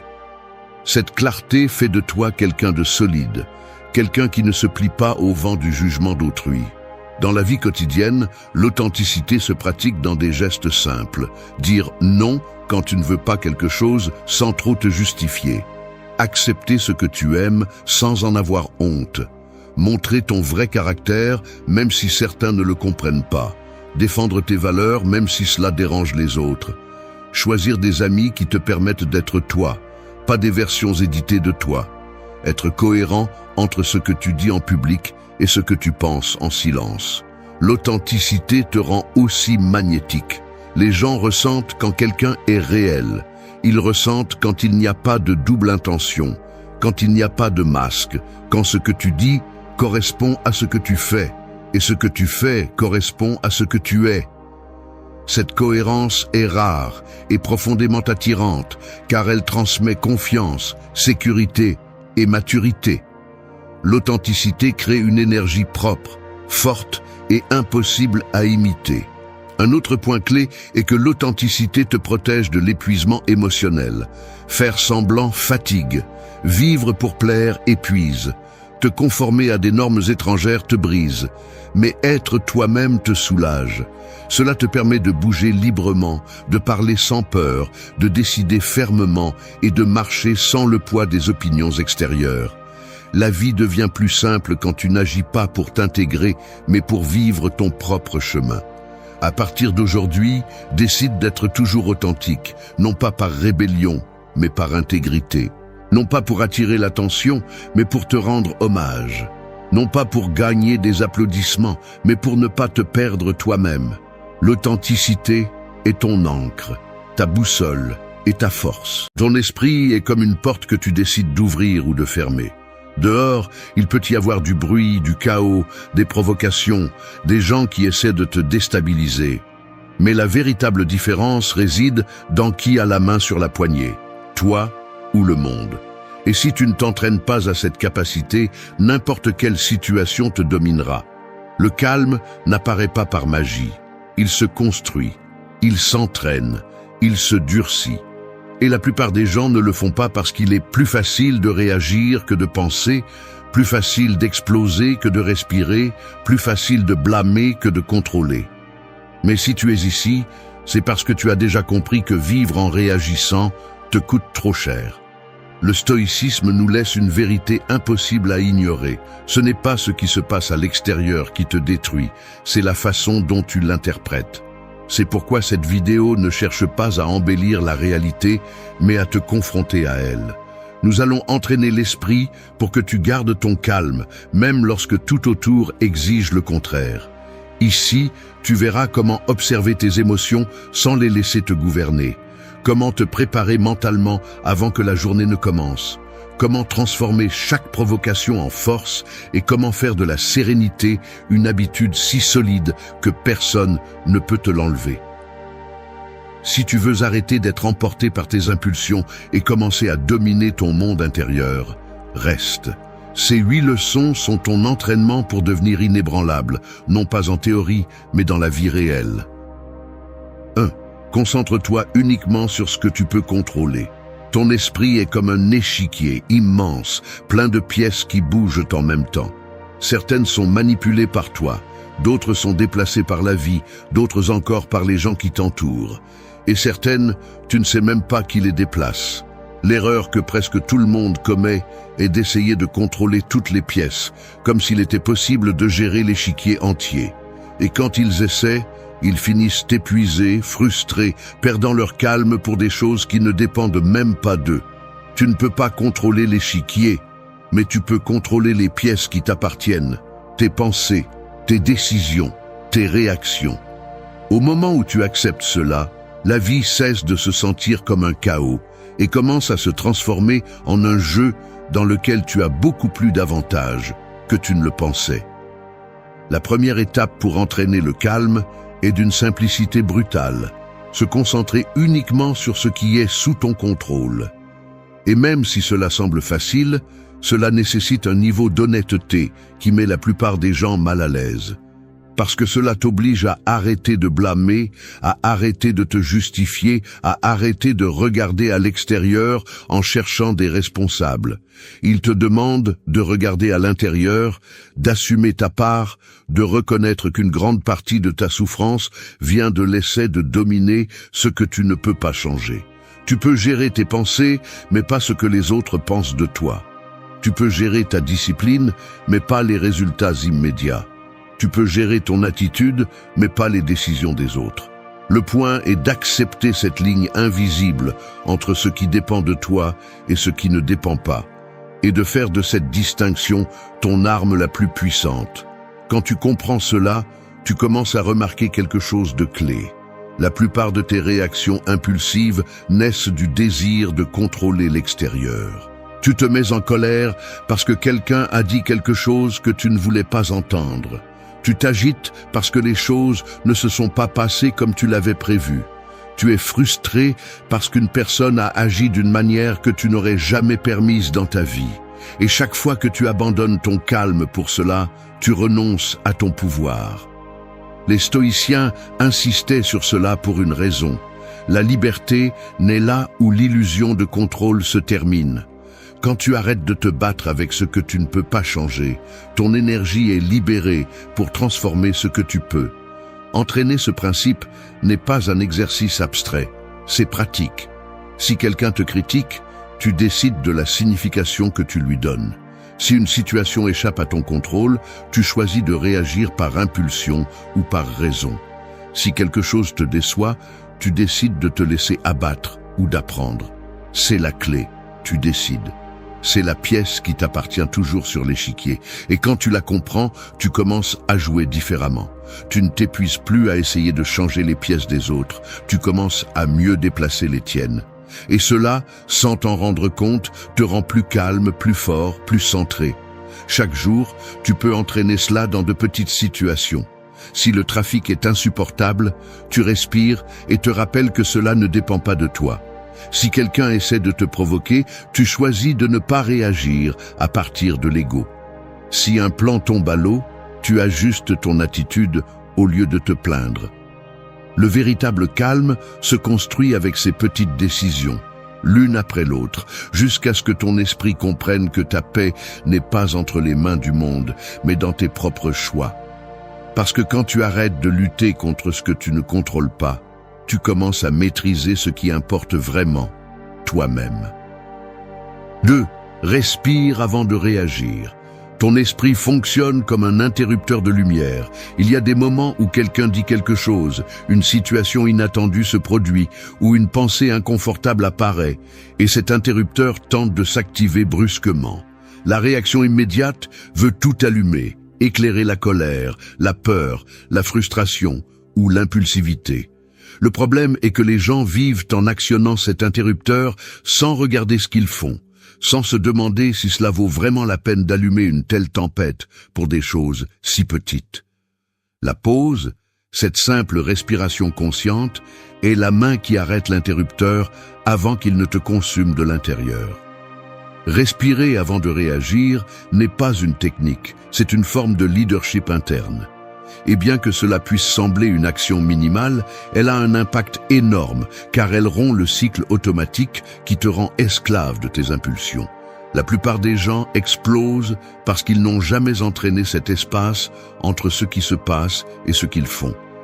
Mais quand tu respires d'abord, tu brises l'illusion du danger immédiat et tu donnes à ton esprit le temps nécessaire pour mettre les choses en perspective. Cette seconde devient ta force, ton bouclier, ton avantage. Les stoïciens parlaient de la pause comme du premier acte de sagesse.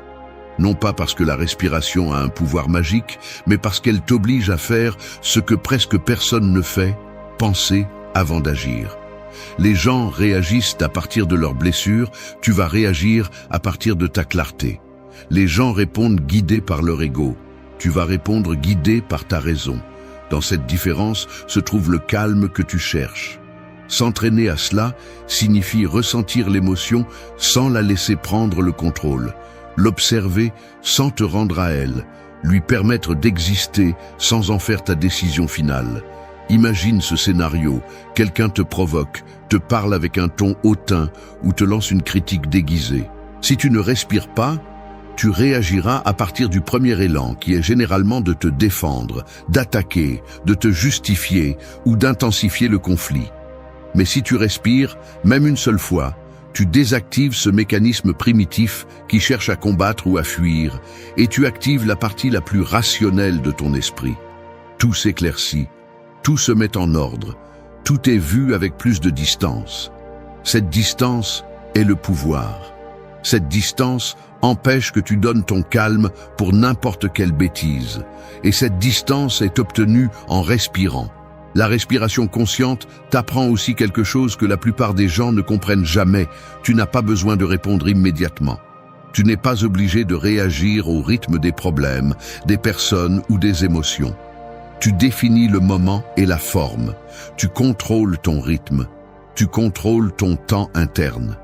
Quand tu respires avant de réagir, tu dis sans mots que ton monde interne ne sera pas dicté par l'extérieur. C'est un niveau de maîtrise que très peu de personnes développent dans leur vie. S'entraîner à cela nécessite une pratique quotidienne. Tu peux le faire quand un commentaire t'irrite, quand quelque chose ne se passe pas comme tu le voulais, quand les choses sont retardées, quand une dispute éclate, quand une pensée négative apparaît. Respire avant d'agir. Respire avant de parler. Respire avant de laisser une émotion décider pour toi. Cela peut sembler simple, mais ce ne l'est pas. Le calme semble toujours simple de l'extérieur, mais le maîtriser à l'intérieur exige une discipline absolue. Chaque respiration consciente est un rappel que tu contrôles l'interrupteur. Tu décides quand allumer la lumière et quand laisser la pièce en silence. Et quand tu t'habitues à choisir, tu découvres que le monde ne te contrôle pas, les situations ne te contrôlent pas, les personnes ne te contrôlent pas. Ta respiration te ramène au présent, te rend ta force et te rend ta paix. 3. Prépare-toi mentalement pour la journée. Chaque matin fonctionne comme une bataille invisible qui commence avant même que tu ouvres les yeux. Ce n'est pas une exagération, c'est la réalité. Les premières idées qui apparaissent dans ton esprit sont comme les soldats qui décident si tu auras une journée stable ou une journée pleine de chaos. Si tu permets à ton esprit de se réveiller désorganisé, pressé ou réactif, tu es déjà entré dans la guerre sans armure. Mais si tu prends le contrôle dès le début, si tu prépares ton esprit avant que le monde commence à exiger, alors peu importe ce qui se passe là-bas, tu seras déjà prêt à y faire face avec un calme que peu de gens possèdent. La préparation mentale n'est pas un rituel compliqué, c'est une stratégie. La plupart des gens se lèvent sans intention, en hâte, en regardant leur téléphone portable, se remplissant de bruit avant de se remplir de clarté. Puis ils se demandent pourquoi ils perdent patience si rapidement. Tu vas faire le contraire.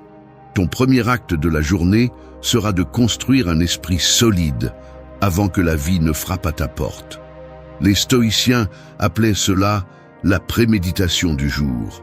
Visualiser ce qui pourrait arriver, non pas pour en souffrir à l'avance, mais pour te renforcer avant que cela n'arrive. Se préparer mentalement signifie reconnaître que le monde ne va pas se conformer à tes attentes. Donc tu as besoin de commencer la journée à partir d'un état interne stable.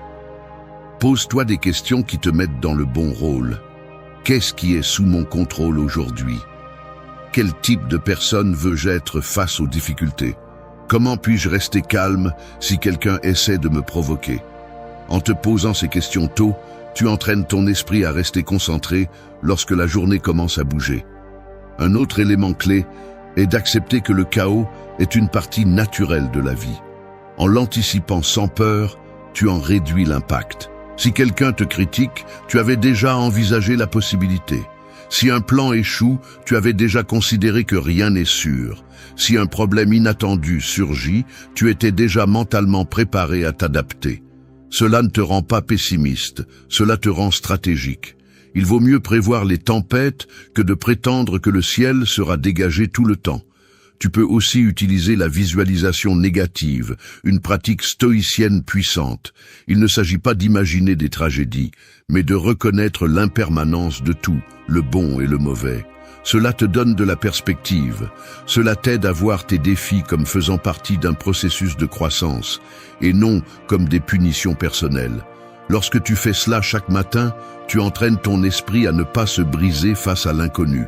Tu le prépares à accueillir la journée sans la fuir. La préparation mentale comprend également la clarté dans tes décisions. Définis ce que tu vas tolérer et ce que tu ne vas pas. Fixe ton propre rythme au lieu de laisser les autres l'imposer. Décide comment tu réagiras face aux provocations. Décide quelle attitude tu garderas même quand quelque chose te fera perdre patience. Cette clarté préalable réduit la réactivité et augmente le calme. Parce que quand tu sais déjà comment tu vas agir, tu n'improvises pas sur l'impulsion. Tu agis à partir de la conscience. Rends-le pratique. Consacre quelques minutes au silence avant de commencer ta journée. Observe tes pensées sans les juger. Ajuste ta respiration. Reconnecte-toi avec toi-même. Cette simple préparation te place immédiatement au-dessus de ceux qui vivent en courant sans réfléchir. Elle te rend maître de ton espace mental. Elle te rend résistant au bruit, à la pression, aux émotions soudaines. Prépare-toi mentalement et tu verras le changement. La journée ne commencera pas en te contrôlant. Tu commenceras en contrôlant la journée. Et quand tu maîtrises ton matin, tu maîtrises ton esprit. Et quand tu maîtrises ton esprit, tu deviens quelqu'un qui garde son calme, même au milieu du chaos. 4. Observe tes émotions calmement.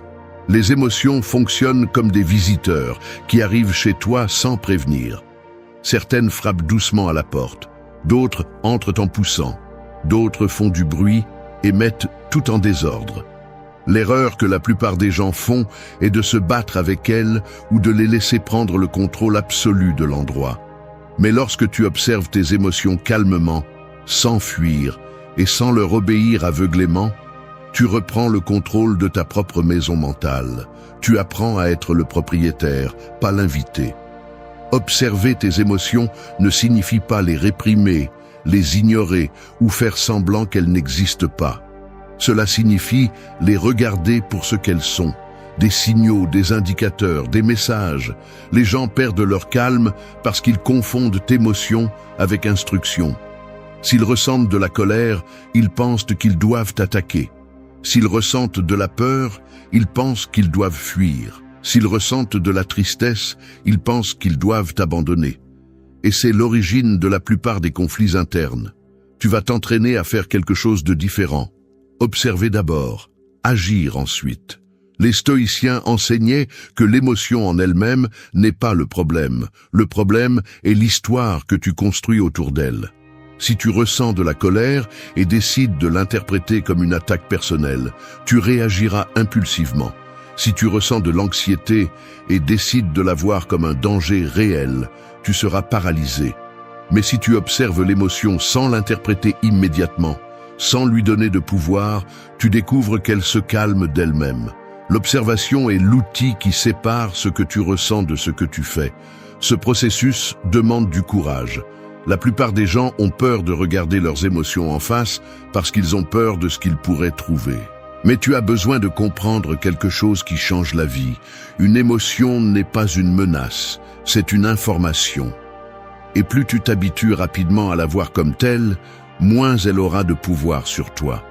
Quand la colère apparaît, demande-toi ce qui l'a provoquée. Quand la peur apparaît, demande-toi ce qu'elle essaie de protéger. Quand la tristesse apparaît, demande-toi quelle blessure elle indique. C'est la différence entre quelqu'un qui réagit et quelqu'un qui maîtrise son esprit.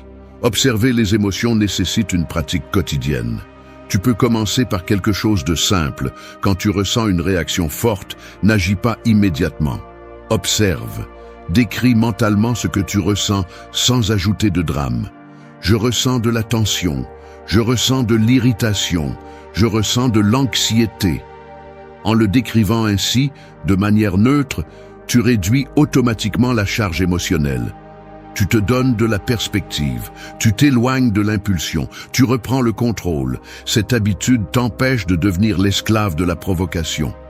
Si quelqu'un essaie de te perturber, tu ne réponds pas à partir du feu intérieur, tu réponds à partir de la clarté, parce que tu ne vois plus ton émotion comme un ennemi, mais comme une donnée. Et quand tu comprends ça, ton calme ne dépend plus de la façon dont les autres te traitent. Il dépend de la façon dont tu interprètes ce que tu ressens.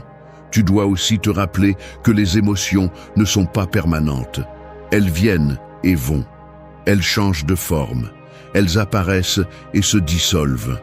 Les gens perdent leur calme parce qu'ils croient que l'émotion actuelle durera pour toujours. Et à partir de cette peur, ils agissent de manière impulsive. Quand tu observes tes émotions avec distance, tu découvres qu'aucune ne reste aussi longtemps que tu le penses. Elle ne reste que si tu la nourris. Ce point est essentiel pour maintenir le calme dans n'importe quelle situation. Observer crée de l'espace. Cet espace te donne du temps. Ce temps te donne de la clarté, et la clarté te donne du pouvoir. Quand tu maîtrises cet espace intérieur, tu commences à devenir quelqu'un de difficile à perturber. Tes émotions peuvent arriver, mais elles ne vont pas te gouverner. Tes impulsions peuvent apparaître, mais elles ne vont pas décider pour toi. Observe tes émotions calmement. Ne fuis pas. Ne te bats pas. Ne dramatise pas. 5. Pratique la sérénité dans les petites choses. Le calme se construit comme un mur, pierre par pierre. Personne ne construit une forteresse en commençant par le plus grand. On commence toujours par le plus petit. Il en va de même pour ton esprit. Tu ne deviendras pas une personne sereine en ne faisant face qu'aux grands problèmes. Ta sérénité se forme lorsque tu choisis de rester calme dans des situations insignifiantes, celles que la plupart des gens négligent. C'est là que commence vraiment ton contrôle intérieur. Les petites irritations quotidiennes sont le gymnase de l'esprit. Le trafic lent, la file d'attente interminable, le message sans réponse, le commentaire inutile, l'attente inattendue, le bruit, les changements de plan, les imperfections. La plupart des gens les voient comme des irritations normales et c'est pourquoi ils ne développent jamais un esprit fort. Chaque petite réaction impulsive est comme une fissure dans le mur. Chaque fois que tu perds patience pour une petite chose, tu entraînes ton esprit à se briser facilement. Mais quand tu fais le contraire, quand tu choisis de rester calme face aux moindres détails, tu commences à construire un esprit qui ne se brise pas face aux grandes épreuves. Les stoïciens savaient que la vie est pleine de détails qui mettent la patience à l'épreuve. Ils n'attendaient pas qu'un défi important se présente pour entraîner leur caractère. Ils le faisaient au quotidien. Quelqu'un les interrompait et ils pratiquaient la tolérance. Quelque chose tournait mal et ils pratiquaient l'adaptation. Un plan échouait et ils pratiquaient la flexibilité. Chaque petit moment était une opportunité pour renforcer l'esprit. Et c'est cette mentalité que tu dois adopter si tu veux vraiment que rien ni personne ne te déstabilise. La sérénité dans les petites choses est importante, car elle révèle ton véritable niveau de maîtrise. Si tu perds le contrôle pour un petit imprévu, comment prétends-tu le garder face à un grand défi? Si un simple commentaire te perturbe, comment affronteras-tu une véritable critique? Si un changement de route te met hors de toi, comment affronteras-tu une grande perte? La sérénité n'apparaît pas dans les grands événements, elle se révèle en eux grâce à ce que tu as entraîné dans les petites choses. Pratiquer cela est simple, mais pas facile. Quand tu sens l'irritation monter pour une petite chose, arrête-toi. Ne réagis pas. Observe ce malaise comme faisant partie de l'entraînement. Quelqu'un est en retard, respire. Quelqu'un parle plus fort que d'habitude, garde ton centre. Quelque chose ne se passe pas à ton rythme, lâche le besoin de contrôle. Cette décision constante de rester serein dans les petites choses est celle qui crée la force mentale que tu recherches. La sérénité dans les petites choses te rend également plus stratégique dans ta vie quotidienne. Elle te permet de conserver de l'énergie émotionnelle pour ce qui compte vraiment. Tu évites de t'épuiser pour des futilités. Tu évites de réagir par habitude. Tu évites de transformer l'insignifiant en problème. Quand tu maîtrises ces micro-moments, ton esprit apprend à rester stable, comme un lac tranquille qui ne se trouble pas à chaque pierre qui tombe. De plus, lorsque tu arrives à rester calme dans les petites choses, tu améliores ta capacité de concentration. Au lieu de sauter d'irritation en irritation, tu peux consacrer ton énergie à ce qui te fait vraiment avancer. L'esprit cesse de vivre en mode réactif et passe en mode conscient. Et cela te place immédiatement au-dessus de la moyenne, car la plupart des gens sont pris au piège dans des micro-réactions qui ne mènent à rien. Ce point est l'un des plus puissants, car il te prépare aux grands défis sans que tu t'en rendes compte. Si tu arrives à rester serein quand une petite chose te dérange, tu pourras aussi le rester quand la vie te pousse avec force. Le calme ne se construit pas dans les moments extrêmes, il se construit dans le quotidien. 6. Transforme la provocation en force. Les provocations fonctionnent comme le feu. Vous ne pouvez pas toujours éviter que quelqu'un allume une étincelle près de vous, mais vous pouvez décider si cette étincelle se transforme en incendie ou en chaleur qui vous renforce. Chaque fois que quelqu'un essaie de vous perturber, de vous mettre sous pression ou de vous sortir de votre centre, vous avez deux options: brûler et perdre le contrôle, ou transformer ce feu en un carburant qui vous rend plus fort. Ce choix définit votre pouvoir émotionnel.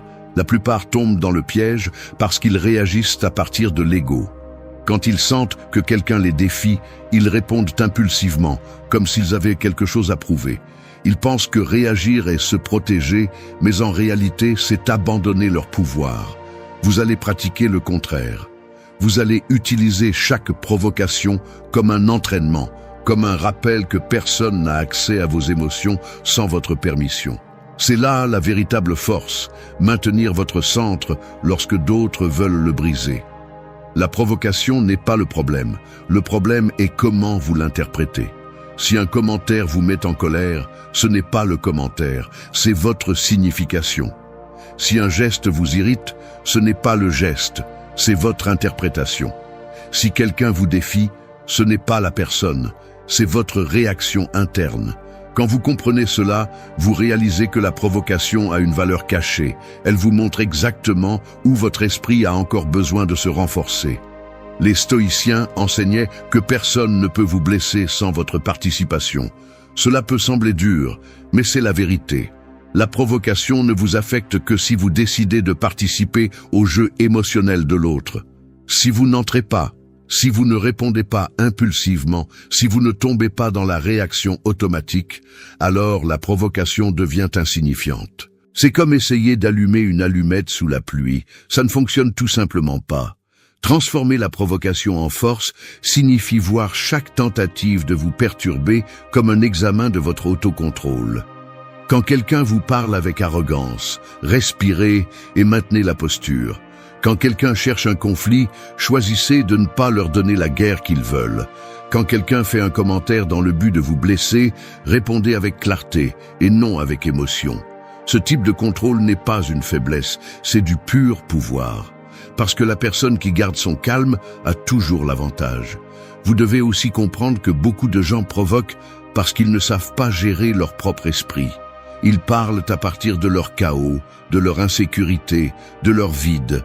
Laisser leur chaos devenir votre chaos est une façon de perdre votre calme que vous ne pouvez pas vous permettre si vous voulez être quelqu'un de fort et stable. Au lieu de réagir, observez.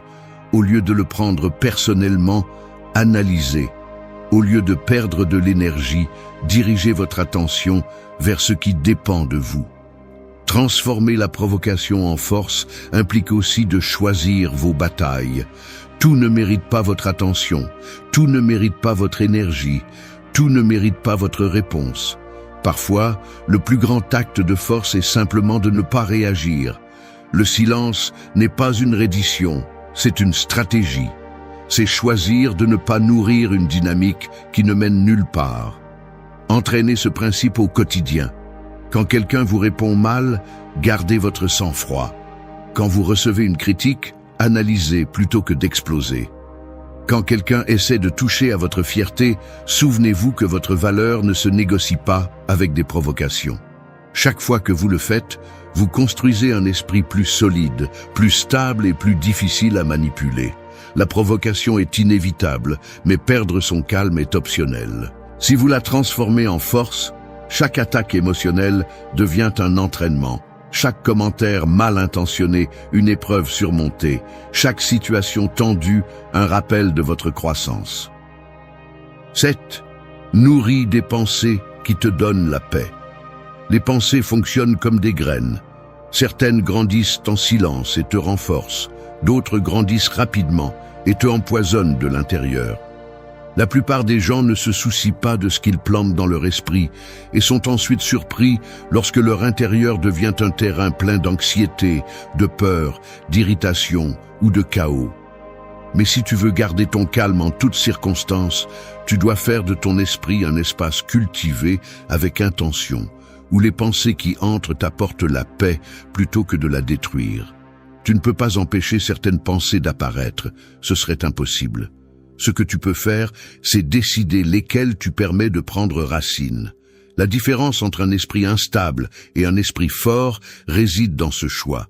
Si tu nourris des pensées d'inquiétude, de méfiance ou de ressentiment, ta tranquillité se fragmentera inévitablement. Mais si tu choisis des pensées qui apportent de la clarté, de la concentration et de la sérénité, ta stabilité devient difficile à briser. Les stoïciens insistaient sur ce point parce qu'ils savaient que le véritable bruit ne vient pas du monde extérieur. Il vient de la narration interne que tu crées. Un commentaire ne te fait pas de mal, c'est l'histoire que tu te racontes ensuite qui te fait du mal. Une situation difficile ne te fait pas tomber, c'est l'interprétation tragique que tu choisis de construire qui te fait tomber. L'émotion n'explose pas d'elle-même. Elle explose parce que tu la nourris avec des pensées répétitives. Lorsque tu comprends le pouvoir de tes pensées, tu arrêtes de les traiter comme des visiteurs et tu commences à les voir comme des outils. Nourrir des pensées qui te donnent la paix n'est pas un optimisme naïf, c'est une discipline mentale.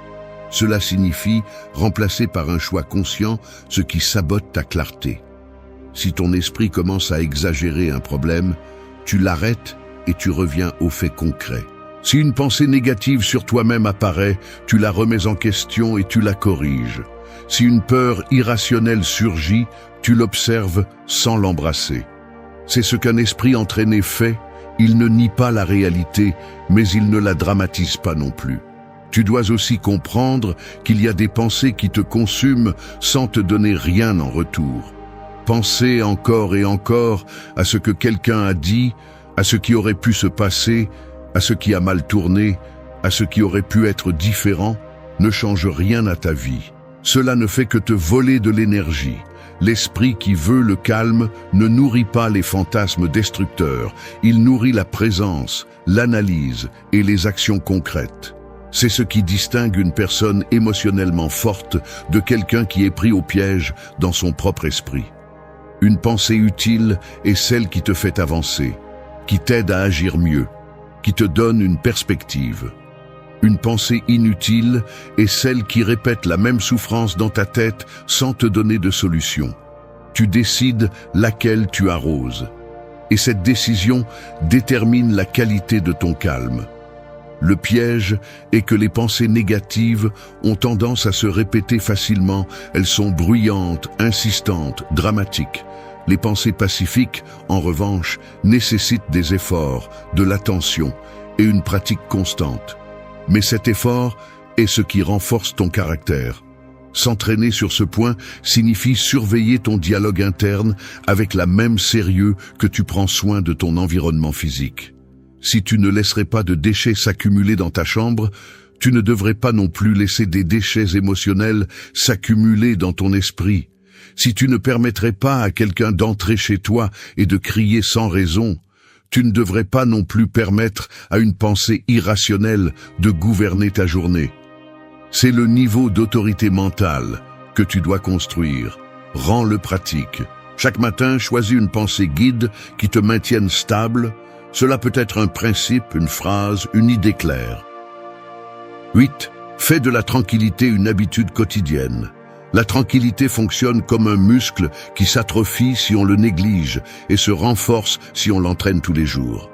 Elle ne s'active pas seulement quand la vie se complique, elle se construit dans la répétition quotidienne, dans la constance silencieuse, dans ces petits moments où tu décides de garder ton centre même si rien ne t'y oblige. Les gens perdent leur calme parce qu'ils prétendent l'utiliser uniquement en cas d'urgence, comme si c'était un bouton magique. Tu ne vas pas commettre cette erreur, tu vas faire de la tranquillité une partie de ta routine, tout comme respirer, marcher ou penser. Faire de la tranquillité une habitude signifie comprendre que ce n'est pas quelque chose qui apparaît quand tu en as besoin, mais quelque chose que tu as déjà entraîné avant de faire face aux problèmes. Tout comme un athlète ne attend pas la compétition pour se préparer, tu ne vas pas attendre le conflit pour pratiquer ta sérénité. Tu vas la cultiver quotidiennement, avec intention, avec discipline et avec respect pour ton propre esprit. C'est la différence entre ceux qui réagissent et ceux qui maîtrisent leur intérieur. Les stoïciens pratiquaient leur calme tous les jours. Ils ne s'asseyaient pas à attendre que la vie soit généreuse. Ils se préparaient. Ils réfléchissaient le matin, évaluaient le soir, observaient leur comportement, corrigeaient leurs erreurs et célébraient l'autocontrôle. Ils comprenaient que l'esprit ne se renforce pas avec le désir, mais avec la répétition. Et c'est ce que tu dois appliquer. Un entraînement constant pour que ta tranquillité ne soit pas accidentelle, mais naturelle. Faire de la tranquillité une habitude signifie pratiquer la présence. Quand tu manges, concentre-toi sur le fait de manger. Quand tu parles, écoute plus que tu ne parles. Quand tu marches, respire avec rythme. Quand tu t'irrites, fais une pause. Quand tu observes tes émotions, regarde-les avec distance. Chaque action consciente est une brique dans la construction de ta stabilité intérieure. Chaque jour que tu répètes ces comportements, ton esprit apprend qu'il n'a pas besoin de réagir avec violence. Il peut répondre avec clarté. Cela implique aussi de t'engager dans ton autocar mental. Ce n'est pas de la douceur, c'est de la stratégie. Un esprit épuisé réagit impulsivement. Un esprit saturé explose facilement. Un esprit dispersé perd le contrôle face à la moindre chose. C'est pourquoi ta tranquillité ne s'entraîne pas seulement dans les moments difficiles, elle s'entraîne aussi en se reposant bien, en organisant tes pensées, en se déconnectant du bruit, en revoyant tes émotions, en nettoyant ce qui te draine de l'énergie. La tranquillité se construit de l'intérieur, pas à partir de tes circonstances. Faire de la tranquillité une habitude quotidienne signifie aussi accepter la vie telle qu'elle est. Pas comme tu l'imagines, pas comme tu le souhaiterais, mais telle qu'elle se présente. Quand tu acceptes la réalité sans te battre contre elle, tu réduis la résistance interne qui te remplit de tension. Au lieu de souhaiter que tout soit parfait, tu apprends à te déplacer avec ce que tu as. Au lieu d'exiger que personne ne te provoque, tu apprends à garder ton centre, même si on te provoque. Ce niveau d'acceptation est l'un des secrets de la véritable sérénité. Pratique-le de manière intentionnelle. Consacre un moment au silence chaque jour, même si ce n'est que quelques minutes. Observe comment tu respires, comment tu penses, comment tu te sens. Ne juge pas, reconnais simplement. Ensuite, continue ta journée en appliquant ce que tu as entraîné. Fais des pauses avant de réagir, de la clarté avant de parler, de la distance avant d'interpréter. Cette répétition quotidienne transforme ton esprit jusqu'à ce que la tranquillité devienne ta réponse naturelle, pas ta dernière option.